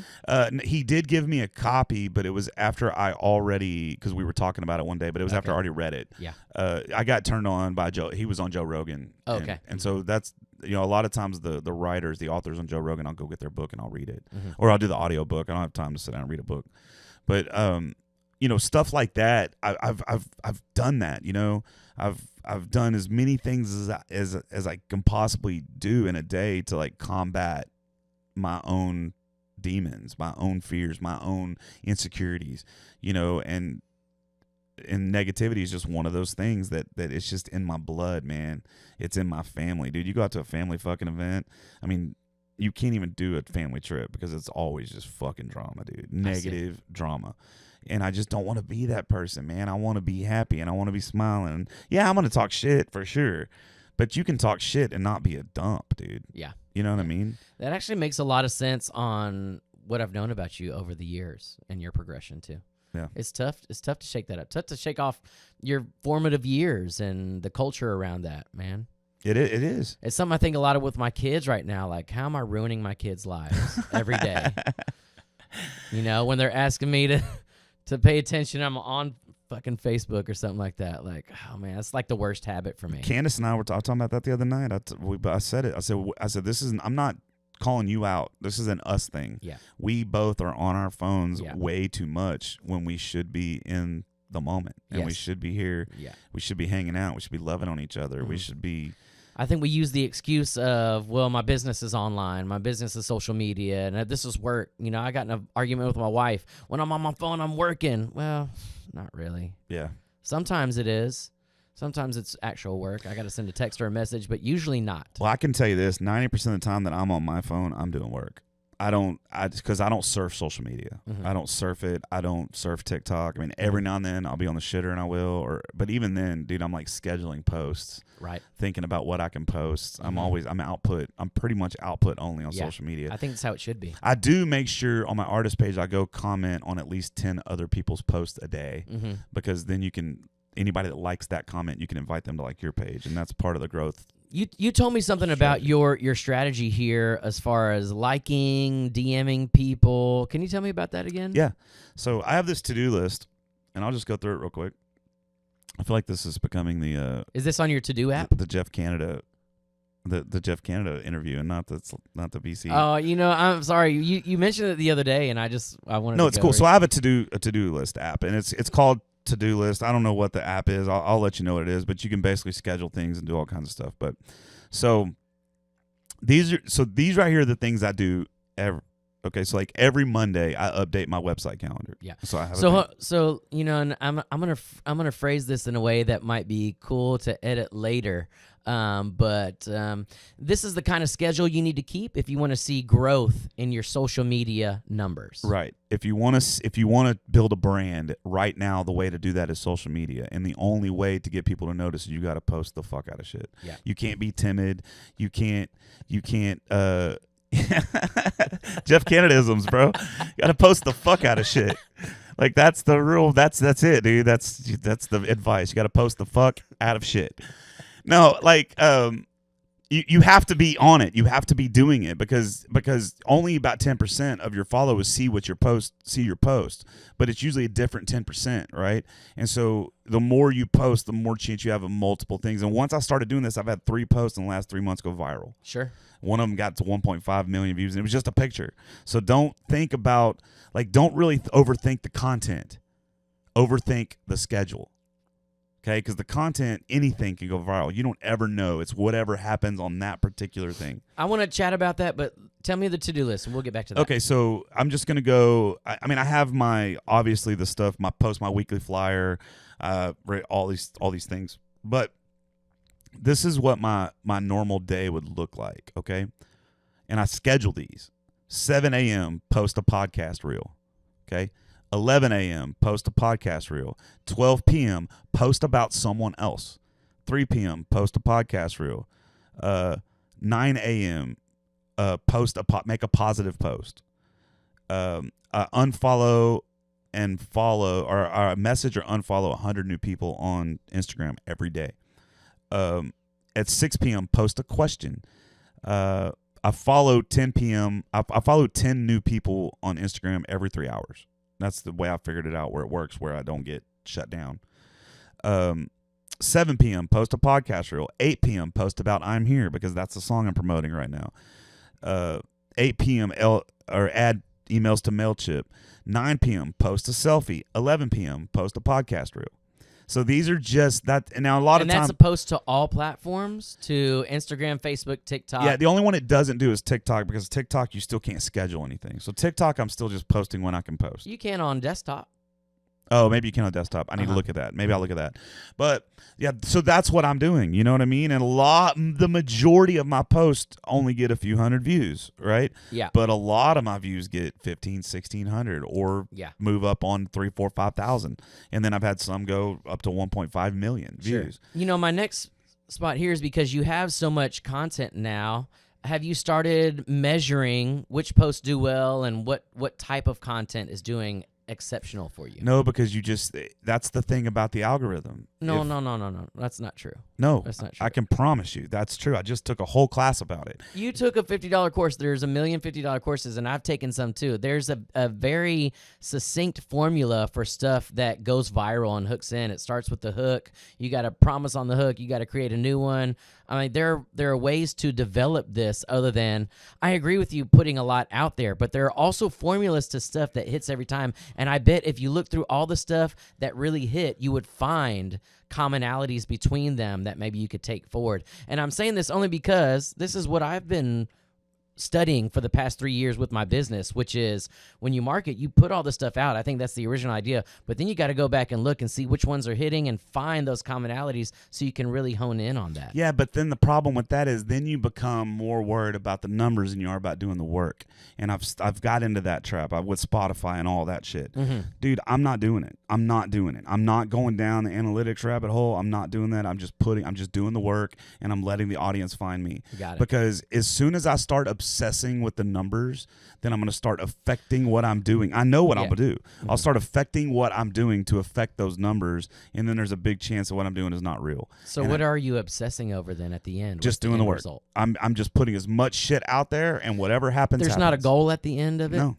There's not a goal with my music. There's not a goal with this podcast. There's not a goal to any of that shit. It's just doing the work makes me happy. I see. And playing music in front of people makes me happy. And the more shit I do and the more shit I put out there, the more people see it, the more people know my name, the more chances I have to go out and be with people. And that's it. I'm not trying to go viral. I'm not trying to, I'm not trying to go do a stadium tour. None of that shit. Like, why not? Because that's just not what I'm trying to do. If it happens, cool. It happens. But I'm just losing myself in the work. And you know what's really fucking important about that is everybody that I admire, Joe Rogan, you just go down the list, Nirvana, Pearl Jam, like they just did it. They did it because what they were doing made them happy. They did it because what they were doing was real and honest. And then the audience found them and they fucking blew up. I think Joe Rogan, you mentioned him. I mean, he's on the one side. You can call yourself Joe Rogan. On the other side, that is the team that does kind of make the other stuff happen. He doesn't have a team. He's got 2 people. No, him and that dude Brian were in Jamie. it for a while. Well, it was Brian. Yeah, him and Jamie do everything. But now down the line, I mean, he's got a lot of people on his team, but I'm sure there's some analytics there. But I get not wanting to get there. That means that you have to turn off this side of your brain and go Right. into the other side. So I agree with not looking in it, but I would say I think you're missing on some key insights for your business in general.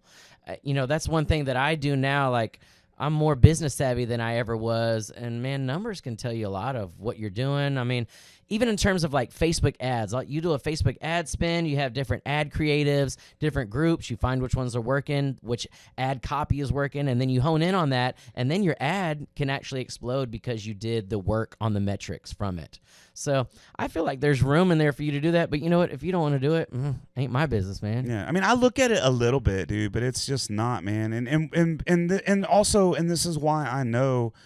So here's the deal, man. As soon as somebody pops off because of an algorithm fuck up or because of an algorithm thing, like take Oliver Anthony, for example. As soon as someone pops off like that, no one's going to do that again because the fucking gatekeepers come in and they close that down because they don't want anybody blowing up that they don't have their claws into. I think we put too much on this algorithm. I think it's a lot of just kind of human nature. The algorithm does what it does. The algorithm follows people's views. So if we're following human nature, the algorithm posts it. What is the algorithm posts videos that get longer views? So if you post a minute video and people are watching the whole video, that's what the algorithm wants to see. So it's not about the algorithm, it's about human nature. It's about what is going to hook their attention and what is going to keep them for your minute or 2 minute long video. Right. But I agree. I 100% agree. That's to hit your stride. But once you hit your stride, once someone hits that stride, the gatekeepers come in and shut all that down. They did it with Oliver Anthony. No one will ever do what he did ever again because they have the gatekeepers, the people with the money, have no ability to control what he's doing. They don't have and they don't want that to happen. Same thing with Spotify. For years and years and years, Spotify was set up to be for the artist. Yes. And now it's not. The labels are now in control of the Spotify playlist now. Yeah. And so now an independent artist has almost zero shot of getting put on a playlist now. And so on a Spotify playlist, there's plenty of independent playlists we can get on. And it's things like that. So yes, what does works, but it's only going to work that one time. Now, as far as the lower level algorithms, I completely agree with you. But I also, dude, I'll post the same video. Okay. And I have tested this. I'll post the same video over a month-long span 3 different times. Right. Yeah. And one time it'll get 20 views. And the next time I do it, it'll get 1,000 views. And the next time I do it, it'll get 40 views. Same video, same content, same upload, 3 different times, completely different metrics. Yeah. Well, I would say So- those aren't completely different metrics. I would say in the grand scheme of things, that metric is still pretty much 0 across all videos in terms of hundreds of thousands or millions of views. So I think that metric is, even though you posted 3 times, one got 1,000, I don't think that really counts as 1,000. I'm pulling that number out of my ass. Okay, yeah. Like, I guarantee I can make the same post. When what I'm saying is there's a level. Like, if you're doing something that's getting, like, I would say 10K is probably it. Getting around 10K views, there's something to look at there on why it's working and why people watch the whole video or why it got, stuck in the algorithm. Anything below that, I don't know. It's not really a viral video. 1.2 million on your post about not drinking, that's viral. Yeah. And I think I got 800,000 on this one I just recently, or almost 1 million on this. Which one? 998. I think it's almost 1 million. I can't remember. Which one? It was a video, and I was at a festival, and there was a sign that said "No motorized vehicles behind this point." But you look behind, it was tour bus and fucking trucks, and like it was so. And so I did this, and then I went like that, and I was like, "Fuck the rules." That's funny. And I think it got. So, but I posted it on, on Instagram, it got that many. On TikTok, it didn't even get 100 views, Right, So right. you just don't ever know what's going to happen on what platform. Yeah. You just don't know. Yeah. But if you're doing the work and you're just shitting out output, Yeah. something's going to take. Yeah. You know what I mean? And you just don't ever know what. Like, all 3 of the posts, I mean, that was a video that went viral. The other one that went viral was another one that went viral was me, and I had a picture of me and Candace, and we were watching a show, and About I said, not being on the phone. and but if you read the post, I didn't say anything negative. It specifically said this is the way live music should be taken in, not with your phone blocking other people's view and not chit-chatting, interfering with other people listening to the show. I would say semantically, language-wise, complete negativity. Okay.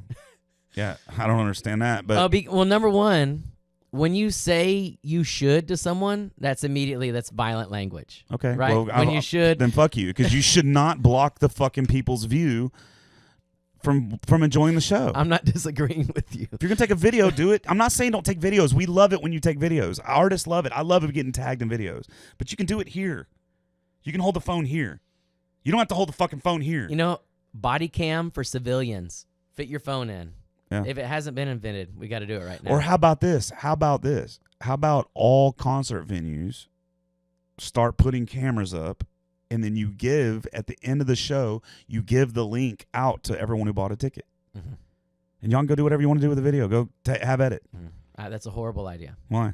Because my phone is a memory of my moment of myself watching you. But how many times do you go back and watch I don't that? want a bird's eye view of the whole band on stage. I wasn't up in the corner of the room. I was right here, and I want to remember that moment. So put multiple cameras and do it from each section of the fucking place. That's the thing about that's why, and it might be better when we finally move to some glass where you can click your glasses and take that picture. Yeah, and they have that's that going to now. be way better. They do. Who is it? Ray-Ban, Ray-Ban has and Meta. Yeah, they do. They do video and everything. So that's way cooler, and that's less intrusive. Yeah. My thing is just don't block other people's view. Yeah. Like, that's really it. And if you're, and the problem is, yes, so a lot of the comments on there, well, if I buy a ticket, I can do what I want. Okay, yes, you can. You're right, you can. Yeah. You're right, you can do that. Yeah. But what I'm trying to tell you is everyone else in that room bought that same ticket. Yeah. And if you got a table here that wants to hear the music, and you got a table here that they're letting their fucking kid blare their fucking iPad, or their, you know what I mean? Yeah. Like it's not just about music, dude. Go to a restaurant. Go to a restaurant on any given day. You walk to a restaurant, there will be a fucking table in there, and they'll have a kid on their iPad or their iPhone, and it's not muted, and they're not wearing headphones. Right. Fuck you. Yeah. You're inconsiderate. You are inconsiderate of the people around you. And that's the biggest problem with where we are as a society right now, is the lack of consideration for people behind you. Right. Go to the grocery store. You go to eat your food, you bring your kid, and you eat in silence. And you don't look at anyone. No, I'm not saying do that, but you can have headphones, right? If you're going to let your kid be on your iPad, then bring headphones. It's that simple. Then they can listen to that shit as loud as they want to. They can fucking play Dragon Ball Z or whatever they're doing as loud as they want. And it's not interfering with anybody else. Yeah. But once you start ear raping people with whatever fucking shitty game that you got your kids playing, now you're ear raping people against their will. That's a bit extreme on the language. It's true. It's an ear ache. No. You're inserting something into someone else without their permission. You could be doing that with your songs sometime. No, I definitely do that with my songs. No doubt about it. I'm sure there's people at places I play that don't want to hear me sing. And that's fine. But I can only approach life from my perspective. And my perspective is just people in general are more and more inconsiderate than what they used to be. I mean, go to an ATM. People will literally pull up to the fucking ATM. There'll be 4 cars behind them, and they'll take a minute to put the card in the thing because they're signing checks or whatever they're doing. Mm-hmm. Or go to a grocery store. You want to really know. You want to go to a grocery store and check out with the person in line of you writing a check for their groceries. That's inconsiderate. That's not inconsiderate. That's just part of the deal. But nobody does that anymore. Like, nobody does that. But you want to know? You want to really know when you can see the shittiest of shitty? Where? And I hate it to say this, but it's at the car drop-off and pickup line at schools. Oh. Shitty of the shitty, bro. Like, people are fucking inconsiderate assholes, man. Like, I've seen some crazy shit go down in the drop-off and pick-off of school, dude. It's hilarious. All this stuff you're talking about, I feel like I'm insulated from it living in Friendswood because we don't have these issues. And the more I think about the city I live in, it's like it's really nice and people are nice to each other. Yeah. And they're considerate all the time. And so when you talk about this, I don't get a lot of that. So when you say it, I'm like, I haven't experienced any of this. Here's the only. Do you drive? Yeah. Okay. So when you're so let's say you're driving to Dallas, right? And you're on 45, and you got your cruise set on 75, the speed limit 75, or let's say you got your cruise set on 80, the speed limit 75, or it's 70, you got a 75, whatever. And then you're cruising, and then you're driving, and then all of a sudden somebody who's in the left lane pulls over and gets in front, or in the right lane, they pull over and get in front of you in the left lane, even though they're barely going faster than the 18-wheeler they're trying to pass. And then you got to turn your fucking cruise control off, and you know what I mean? And then, or you got 10 people just cruising in the left lane. Like, that's inconsiderate. You can look at your rearview mirrors. If the type of person I am, if I'm driving down the road and there's an 18-wheeler in front of me, I look in my side mirror. And if somebody's driving faster than I am, I wait till they pass me before I get around and pass the 18-wheeler. Right. That would be the considerate thing to do. Yes. People aren't considerate anymore, bro. Yeah. And you go look at, dude, the other night I was coming back. I'm not even kidding. I was coming back on I-10, and it was like 3 o'clock in the fucking morning. No one was on the road, maybe, but there were 17 cars in a row. I counted them. 17 cars in a row just driving in the left lane. Nobody in the right lane. So obviously I just got in the right lane and went. But I'm just saying, like, that's such a fucking, it's a problem. Yeah. I believe the murder rate would drop if people would stop driving in the left lane. You know, we're going to get to where everyone has an electric car that drives itself here within the next 10 years. No, we won't. Yeah, we will. Never happen. You don't think so? No, Why not? because I know the way the liberal side of the universe is here. The liberals want this. I know, but hang on, let me get there. ahead. Let's Go get there. ahead. Let's go there. Yeah. The problem is right now the liberals are in this ideology, and then they're in this narrative that electric vehicles are the way they go. Mm-hmm. And it's shut down oil, and it's this, that. You know, not everybody, but a lot of them. Yeah. The problem with that is, as soon as you shut down oil production, half of what makes that electric car can't be made now. Mm-hmm. Because half of that is made out of oil byproducts. Mm-hmm. That's the first part. The second and the biggest part is there is no good way to mine the stuff that goes inside the batteries. There's no cobalt. There's no ethically way to Or mine the cobalt. lithium. There's cobalt. There's no ethical way to mine cobalt, and all cobalt is brought out of slave camps. All of it. Now their Apple, for example, is shielded from that because they have corporations that do it, Right. and the corporation is saying is that, you know, but it's see. not. Yeah. And as soon as it becomes the next liberal thing to be upset about, you know, it's going to cause an issue. Mm-hmm. And they're going to shut that down because there's just so many things that are bad for the planet that it takes to build those EV cars. Same thing with almonds. Look at almonds, dude. It takes 3 gallons of water to grow one almond. 3 gallons. I didn't know that. And where do you think the most almonds are grown at? California, the city, the state that has the least amount of water. Think about that. There's so many crazy. almond farms. And if the liberals were really fucking about the environment like they say they are, and I'm not knocking liberal, I'm not one of those guys. I don't, you know Don't me. point at me like I'm a liberal. No, I'm saying, you know, I don't do that. I don't. I used to be. Yeah. No, me too. I'm still liberal about a lot of things. Yeah. But what I'm saying is, as soon as they get that in their mind, that those negative things, then you're going to see anti-almonds, and it's going to happen. Yeah. And when that happens, that industry is going to crash. Same thing with electrical vehicles. Until they can figure out a way to make a battery that will hold enough to hold energy, and it's not made out of Cobalt. mm-hmm. then that's what's going to happen. That's and, interesting. Yeah, and so this EV craze is going to go really, really south. Also, not to mention, most of the congressmen and Senate that are pushing for EVs are not driving EVs. Right. Most of the people that are calling for save the planet, these big people, are flying to these big conferences in private jets. That's right. And so the hypocrisy there is through the roof. And I'm not saying the right side is right by any stretch of the imagination. I got my problems with them too. Mm-hmm. I don't see the EV thing taking off the way everybody thinks it's going to. I want to put a pin on this. Today is what, January 25, 24. Let's revisit this in a year, even on your birthday next year, and see, because I think the trend is going up with EV. I think the trend is going up, and I actually think a lot of right-wing people are starting to buy them too, because they see the benefits financially, not because of the environment. Mm-hmm. But anytime you do anything because of an ideology, it's not going to work out. I agree. It's just not. No matter what that is, whether it's the war on terror, the war on drugs, the battle against the ozone layer, or whatever the fuck it's called. Yeah. I just think as soon as it's done from an ideology, because ideologies change, and it just depends on what the narrative that's being pushed by whoever's in control at that moment. That's right. And right now we're seeing a big push towards EV because of the reason that really started is because of how high gas prices were. I think also EVs are cool though. I mean, it's nice to not have to go to the gas station. The car Tesla is a cool product. Yeah, like they do. it looks cool. And they even have plans, and this is why I say that they've introduced new plans to introduce a compact car that is affordable, probably to release here in like 2 or 3 years. Like they're getting started on what's going to be this. So I don't know. I'm interested to see how it goes. I would love for my kids to not have to learn how to drive. And they're 4. I would love in 12 years when it's time for them that I can buy my Tesla Mini for $20,000 and it takes them wherever they need to go. And I control it from my own phone. Well, yeah, no, that would definitely be cool. I mean, I'm not saying it wouldn't be cool, but I just don't see that happening in the scale that what a lot of people think it's going to happen. Yeah. I don't know the numbers of what it would take to make that happen to scale and how many gas vehicles would have to be replaced. But I'm interested in it.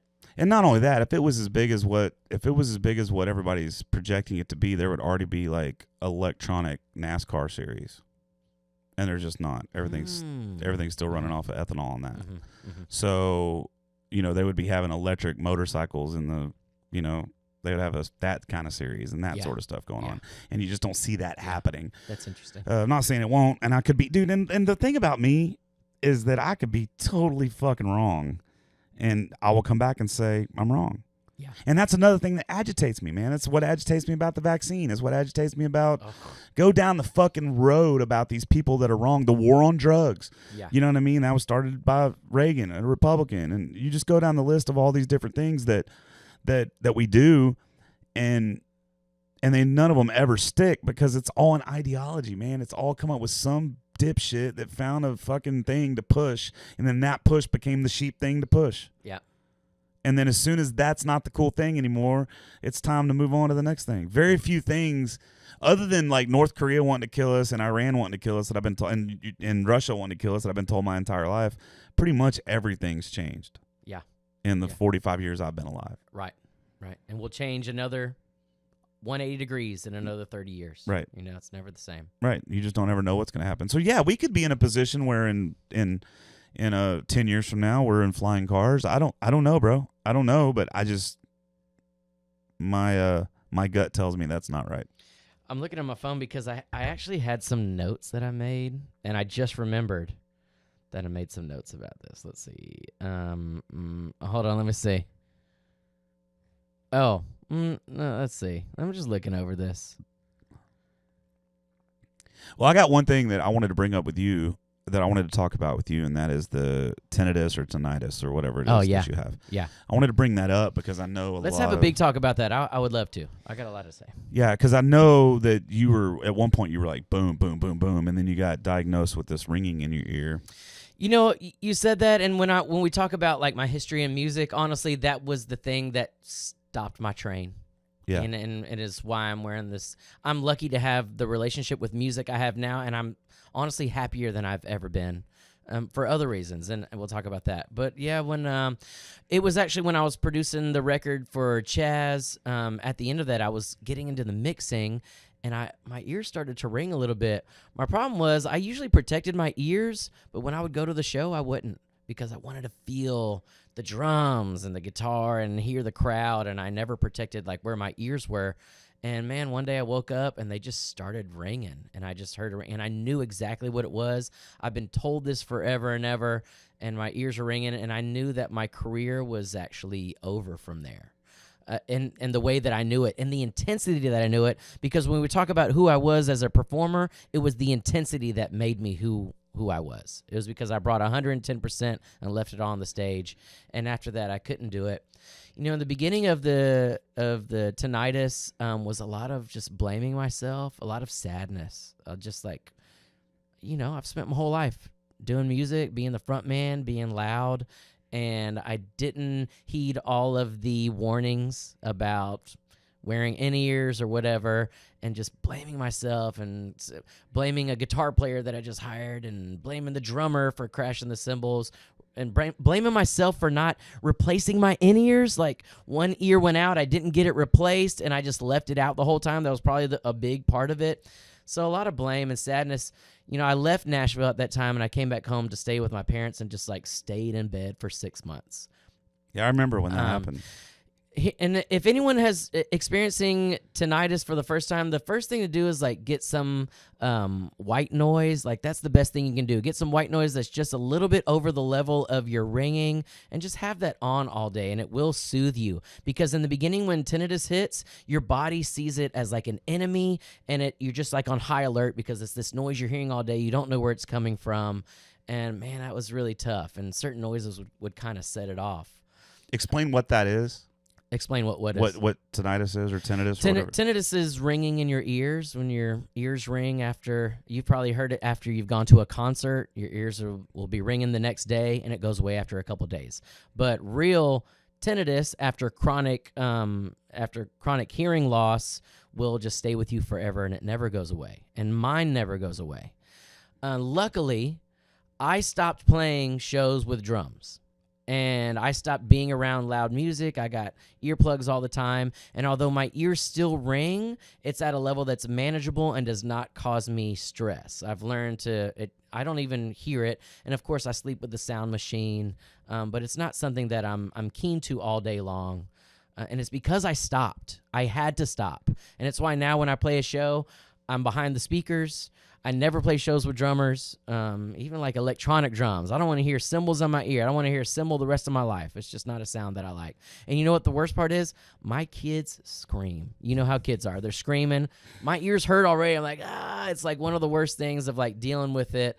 But luckily it doesn't set it off anymore, and it hasn't gotten worse. That's the main thing. I stopped it where it was, and it didn't get worse, and I lost my whole career over it. Now, what I did after that was find ways, how much music can I take at once? Now I know that I can play 1 gig a week, and my ears are cool. So as long as I'm not playing 2 gigs in a week, it's not going to set it off and make it any worse. Some days it gets a little bit louder, and I just take some time off, and it gets better.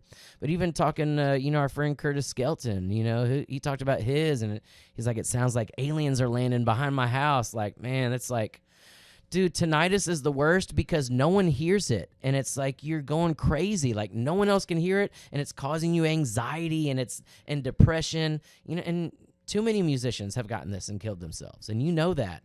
And I understand why, because it never goes away. I was very, very, very worried about you at that time in your life. I remember having talked with a few different people. I was really worried about you, man, because I could tell even when we did kind of see each other, you were just not yourself. I could really, really tell that. And that going to see shows with earplugs, who wants to wear earplugs all the time? And Right. Of course, it's my own fault. But yeah, man, it was 6 months of just feeling like shit and blaming myself and missing what I've done my whole life. I did it my whole life. And the cure for that partly was when I went to Thailand and traveled. That was my cure, was I need to get out of here. I need to change my circumstance. And you know what happened when I went to Thailand? I found a bar that had music, and I bought a guitar. I bought a little loop pedal and a microphone, and I went and played a gig just on Saturdays, and I connected myself with music and meeting new people, and it got me fired up about music again, and it gave me a new way to connect with people through music that just wasn't as loud as it was before. Yeah. So, yeah, it was dark, man, but it's a lot. And I feel for people who are going through it. So whenever I see someone mention it, I'm always in the DMs. I'm like, hey, just like, let me know, like, let's talk about it. Let's talk. And here are the things that help me with that. The main thing is getting that sound machine when you go to sleep. Like, if you can get a full night's rest, even if your ears are ringing the next day, at least you're feeling good with it. Yeah. Because if you're sleeping like shit and waking up with ringing ears, man, you're just having a bad day. And maybe that's why I haven't gotten it, because I've been sleeping with white noise my entire life, dude. Really? Oh, yeah. So if you turn that off, you might hear a little bit. Yeah, I've never had any problems with my ears. Uh-huh. I don't know why, because I've been around loud music my whole life. Mm-hmm. Same thing with vocal issues. I've been lucky enough, knock on wood, at this point where I haven't had any vocal problems. You know what? I'm having some this year. Yeah. And it's partly why I haven't stopped. Did you know that? Mm-mm. I sing one set and my voice gets hoarse. And I just went to an ENT, and she's like, you need to go to a better ENT with a speech pathologist. And yeah. Anthony Pitt had some troubles with that. And mine, I have no nodules. So now I got to go get it looked at again and figure out. But what's going on when I sing is I have an old man voice. Yeah. And when I go to sing really loud and hard, my voice like regulates itself. It's like, no, you can't get that note unless you bring it back a little bit. So I don't know what's going on right now, but a life of music. Yeah. That's I've how been it is. lucky, man. I've always called my voice the Terminator voice because, man, I've played 300 shows a year for 15 years, 4-hour shows, and I've never, ever, ever had an issue. Yeah. Not unless I was sick, you know. Yeah. I mean, I've sang shows on strep throat. Yeah. The whole show, and then I think what's good about you're not necessarily a big belter. It probably saves a lot of that. yeah, I've gotten way more beltier lately. Uh-huh. Since I started this original thing. Yeah. Because now it's like I believe in everything I'm doing. Right. But yeah, no, I definitely get what you're saying. But a lot of stuff I talk while I'm singing. Mm-hmm. You know, Mm-hmm. which is cool because country's telling stories, and it's Mm-hmm. it's not really talking, but I'm singing in this register Right. as opposed to, you know, yeah. Yeah. I used to think of playing shows as yelling for 4 hours. That's really, I'm Yeah. a belter. I'm straight belting for just 4 hours of yelling. I don't know, man, and that's what's funny because Anthony's not a belter either. Like You're right. He sings so soft, and so it's like it was weird when he had that problem. But that guy, man, that guy's a machine, dude. Yeah. God damn. Yeah. But I don't miss those days, man. Like that's the cool thing about me being where I'm at right now is I'm making the same amount of money playing 2 to 3 shows a week as I used to Yeah. play making 6 shows a week. Right. And so I can't wait till it even gets better than that, hopefully. But what did you find your notes that you wanted to bring up? Oh no, I think it's stuff that we talked about here, but Okay, cool. I was like, you could sell a whole book, How to Make Frenemies by Jeff Canada. Oh, yeah. I don't know. How to make frenemies. No, it was just thing. I was just, because you've been growing so much right now on social media, and I wonder what would happen to you if you just focused on that and didn't do music at all. And I'm just saying what if here because that's not you. You're a musician. But I wonder what that would look like, and if you like really focused on hitting viral stuff and taking it, and all that time you spend on music, just like double down on social media, if Yeah. that would take you there. That was an idea I had. Yeah, and really, man, to be honest with you, I'm putting 90% of my work into this right now Right. because I'm already the music's there. I mean, I'm still writing songs, of course, and I still I make sure I at least complete 1 song a month. Mm-hmm. I write every day, but I make sure I at least get 1 performable song a month. Mm-hmm. I definitely do that. But When do you write? when it hits me now. Okay. I used to be very structured about it. Okay. Like so from 2018 when my mom died to 2020 when I released the record, really to about probably 6 months after that, every single day I had a routine. I would listen to music I've never heard ever for an hour. Every day. Lay back, turn the lights off, pick my phone up, listen to music, read the lyrics, really dive into the writing of the song. Mm-hmm. I would do that for 1 hour every single day. Then after that, I would just put everything away. I'd probably play PlayStation or something like that, kind of clear my brain from everything I just heard. Mm-hmm. And then I would sit down and I would write in silence for an hour every day. And that writing could be anything. It could be, a song. It could be an idea. It could be part of a book. It could be all kinds of shit. And that's what I did every day. And I did that for 3 years straight. And I wrote a lot of music, man, Mm-hmm. a lot of Mm-hmm. music. And now it's more like, okay, now it's in my brain on how to do it. Now it's whenever something hits me, Right. Yeah. as opposed to like forcing it. Right. Because I find that when I sit down and I try, that's why I don't like the songwrites. I don't like the co-writes. I don't like to schedule it because if I go into a room and I'm not in that vibe, then everything I write is going to be mathematic and it's not going to be Right. from my heart. Yeah, but sometimes, you can start a session like that. You can start a session that seems a bit robotic, and then once you kind of get into the groove, the stuff happens. That's what it's about. Showing, and I'm sure you felt that when you were writing every day. Like some days Yeah. it was kind of shitty, but then after a bit it started to feel good. I mean, we all have that faucet in us.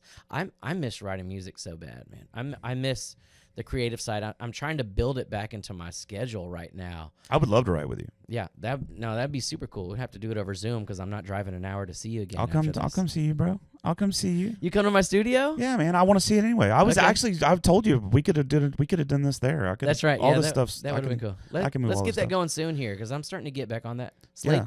Slade came by the other day. We wrote a silly thing for him. Yeah, I'm gonna get with Jerry Wayne. He wants me to write something for a jingle for his I guess his art or Nice. his the truck astrology or whatever. Oh, the okay, stuff cool. he's doing. He wants me to do like a little jingle or whatever, come up with something. So Maybe we should do that at the studio. yeah, dude, I'm down. Maybe we can get him over there and we just sit down and come up with some ideas. Yeah. Yeah, I'm down, dude. I'm down. I love those guys, man. Yeah. And Jerry Wayne, man, that motherfucker, dude. Like the other day, he shared my stuff. Yeah. And dude, he's got 260-something thousand followers on Facebook. He just had 100,000 followers on YouTube. It's crazy. Insane, man. And so I'm super proud of him. And what's crazy is he did all that within like a year. Yeah. For the Facebook thing. Yeah. Because I remember when he really started pushing that. Yeah. And yeah, that's what it takes. Like you said, you got to commit to it and just do it every day, and that's how it's going to happen. But the only way to get there is you got to surround yourself by driven people. Yeah. It's the same way with money. Like, you know what? If you're a millionaire and you're hanging out with a bunch of broke people, you're going to be a broke person. Yeah. If you're a broke person hanging out with a bunch of millionaires, you're going to become a millionaire. That's my issue right now. Here's who I hang out with. My wife. She's doing a lot of work with the kids. I hang out with 4 kids. And I hang out with my 35 students who are all kids. Yeah. And so it's something I think about my life too, is like, man, who is here to push me to the next level? Because, I got to reach out. And that's why I come to hang out with you, and maybe we should be chatting on the phone more often, because I do get pumped up. When I get off the phone with you, I get inspired. I'm like, oh shit, I need to get on top of my game. I can do this. It's right out there. You just got to put the work in. I'm the same way. I have those people I'm the same way about. And just like whenever we were younger, I was that way with you. And now I got guys like Slade that's grinding. I got Jerry Wayne that's grinding. I mean, I see all, my buddy, like Peyton Howie, and watching her blow up, and Randall King, and all these dudes that are just like, I don't know, being mentioned. And you know what's fucking crazy, dude, is I'm nominated for the Texas Country Music Industry Awards this year. I'm nominated as Professional of the Year. I saw that. And Podcast of the Year? And Podcast of the Year. But I didn't even vote for myself on that one because I've only started in November. So I voted for the Gotta Love Texas Music. What does Professional of the Year mean? That's like the biggest one. That's like the Entertainer of the Year, I guess, with the in the music side of things. That's awesome. I don't really know, but I only want to win for the speech. I only want to win just to be like, you know what I mean? Jeff, who would have ever thought that Jeff Canada would be considered that, right? Whoever thought that me just being me, that's what blows my mind. For my whole life, I was told that I wasn't good enough. I was told that I was average, or I was told all these things. And what's crazy is for my whole life, I've just been me. I've never, ever pretended to be anybody else. I've never tried to be anybody else. I've never tried to go down another avenue. I've just been me. Yeah. And now me being me is a thing. Yeah. And it's a thing that some people find like that lifts them up. Yeah. It's some people find they hate it, and some people, but it's like me being me is a deal. Yeah. And that's really cool to me. Whoever I'm proud thought of that. shit fuck Jeff Canada Yeah. Professional of the Year. Right. Sounds Whoever thought good. Jeff Canada would play at elementary school and kill it? That's right. Yeah. You know what I mean? But I did, and it was great. We had a great time. And what's funny is a lot of those kids' parents come out to my shows now because their kids went home and told their parents how good I was. That's funny. And they looked us up, and then they come out to my shows. It's such a crazy world, dude. It's a crazy, but you got to get out of your own head. And you got to get out of your head, and you got to go take some action. Yeah. You just got to go move things. People are waiting for you to do something because they're bored out of their mind. Yeah. And something that actually hits, and hopefully something that connects beyond social media, something that they can go see in person and feel and experience. That to me is where the magic is. 100% Is that you've given us a lot of cool stuff online, and then when they go see it live, it's just cemented in their hearts. Like, oh, this is my guy now. Jeff Canada's my guy. Yeah. Or you see me talk like this and be like this, but then when you meet me in public, I'm someone different. Like, you don't see that. I'm this too. I'm the same all the time. And so then they think we're friends. And now, you know what I mean? And it's crazy. It's just such a cool, and we are friends. I mean, I call them my friends. I don't call them my fans. I mean, I love my fans, bro. I love them. Yeah. And they love me, and they're loyal. And, you know what, man? I wish I would have done that. I had so many fans, and you know what I did? I pissed on them. Yeah, a lot of people do. I didn't care when they would message me. I would maybe respond. That was the worst thing I could ever do, because now as a business, my clients are my life, and anything they want, I want to do for them. And like I said, I was so stuck in my head, and that's how you get it. They are your friends, and they're there along for the ride. They just want to know that someone sees them. That's what you've always been best at, talking about being on stage and joking around with people. People want to be seen and feel like they're part of something. Yeah. I agree 100%, man. You got to go out I there and agree. take some action, make it happen. Yeah, you just got to start moving. I was in a play in high school called Starting Monday, and the whole purpose of the play was it was a family that, we're going to clean that up on Monday. Starting on Monday, we're going to clean that up. Starting on Monday, we're going to do this. That was the whole thing. Well, dude, you can't wait till Monday. Yeah. Like, you have to start doing things right now Yeah. to get you closer to your goals. So set Yeah. small goals. Yeah. And reward yourself when you hit those goals. Mm-hmm. And just move towards those goals. You got to start moving in a direction. For me, it takes me a long time to do it. Mm-hmm. You know, like this podcast, it took me over a year to release my first episode. We're so similar like that. But I was still making moves I was telling people I got a podcast coming. I was telling people I got a podcast coming before I even bought my first gear, before I did anything. I was telling people it's coming, and people were talking about it. Like, Jeff's got a podcast coming. Jeff's got a podcast. When's the first episode going to be released? Dude, I was pumping it up because I knew that if I did that, I would hold myself accountable to deliver. Yeah. As opposed to like not saying anything. I know that I see quotes all the time is don't tell people your plan, show people your plan. That works in every industry except for the entertainment industry. I see. The entertainment industry, you have to tell people what you're doing, and you have to tell them what you're going to do. I think it's different people. You know, some people's like, don't tell anyone your goals. And then some advice is tell people your goals. I think it just determines who you are and what's going to motivate you to get it done. Because sometimes... But you know, you've seen those people on social media, right? They're like, you know, posting selfies of a gym every day, and then you see them a year later and they're 400 pounds. That's right. Because they gave up for some reason, or they were telling everybody they're doing something. And I'm one of those guys that when I do something, I just make up my mind I'm going to do it, and I'm going to move towards that, whether it's not drinking or whether it's going to hang out with more positive people. I just make sure I do a concentrated effort. It's like you tell yourself you're going to do it, you start thinking about it, and you got to like change all the cells in your body. It starts with your feet, moves up your feet. It's coming soon. You don't know when. It's a month away. It's 3 months away. Moves up through your body, and then one day you're like, today's the day. All that planning, all the ideas. I'm a new person today. I'm committed to this new person. Yeah. And you can stumble. You can fall. Dude, I'm telling you, the other day I got fucking high, and I went to Kroger, and I bought a whole box of oatmeal cream pies. Make you feel like shit. And this is like in the middle of my thing. I ate the whole fucking box. Nice. Sitting in my room, ate the whole box. So oatmeal cream pie is your jam. Well, I don't care. I just needed something sweet, and I went to the grocery store, and that was the first thing I saw, and that's what I grabbed. And so I had all, and the next day I shit like a champ, bro. Let me tell you, it like cleared my whole system out. But the thing is that one little thing, that one little slip up does not define me. Right. You know what I mean? Like Elle King, that one thing that she did on that stage that does not define her. Yeah. When I got fired from Houston Livestock Show and Rodeo 2 years ago, that one thing does not define me. Yeah. But you have to make sure that you make the changes that you need that it doesn't define you. Yeah. You know, and that's the reason I quit alcohol is because I wanted to prove to everybody I don't need this shit. Yeah. I wanted to prove to myself I don't need it. Yeah. And now look at me, dude. Now I don't need it. Yeah. And everybody knows I don't need it. And now if I take a shot on my birthday, no one freaks the fuck out. Oh, God, he's going to fall off the wagon. He's going to fucking wake up with a stripper. You know what I mean? But when I first did it and I took that first shot after 100 and something days or whatever, people like fried me online because like you're slapping the face sobriety. But now they know, dude, I'm almost 2 years into this. Yeah. I can have a margarita and not, next thing you know, I'm not snorting a line. Right. Yeah. You know, I can do that. It's not hard. But it's all because I've made a concentrated effort to fix that part of my world. That's right. And complaining is not making a concentrated effort. Worrying is not making a concentrated effort.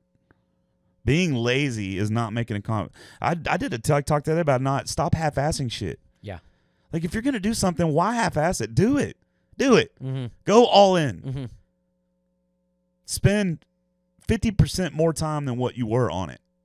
You know what I mean? Yeah. Like just gotta go for it. Push. Yeah. Like you say, get 1% better every day, 2% better every day. But you have to do it. You can't talk about it. You can't. I mean, you can talk about it because that'll help people accountable. I got a buddy of mine, Scott Haley, who's he just recently quit drinking like 17 or 18 days ago, and he's also eating better. He found out he was diabetic or pre-diabetic, and he was like trying to fix all these things. And he's posting every day about his journey. And every day I go in there, I was like, dude, keep making these posts. It's awesome. Keep making them. Don't worry about somebody that's going to not follow you because of it. Don't worry about unfollowers. They're not your people. Mm-hmm. Your people are going to support you. And so do what you're doing and let your audience find you and let your audience support you. Yeah. Don't worry about people that go away. I lost 400 followers the day I went off on Buc-ee's. Not even kidding. It's Buc-ee's. Who Yeah. cares? Well, we're sheep. It's a chain. Yeah. Man, I got to get out of here Yep. soon. Yeah, You we want- can. I can. You know me. You want to end this on a certain note? No, we This just, is what I want to know. okay. Why do you put your guests in this uncomfortable ass chair? I don't know that it's uncomfortable. I've never sat in it, but this is not really comfortable either, and especially not for. Dude, we're 2 hours and 52 minutes into this thing. I've been feeling sciatica pain since I sat down on this thing. Well, the new studio is going to be way better. So just wait. By sometime around mid-February, early March, I'm going to be in a whole new studio. Cool, man. Hey, thanks for inviting me out. Dude, thanks for coming out, man. I love you, brother. Yeah, dude. Love you, man. All right, peace. I'm right here. You don't have to say bye. I'm telling the world bye. Okay, bye, world. Don't be a butthole.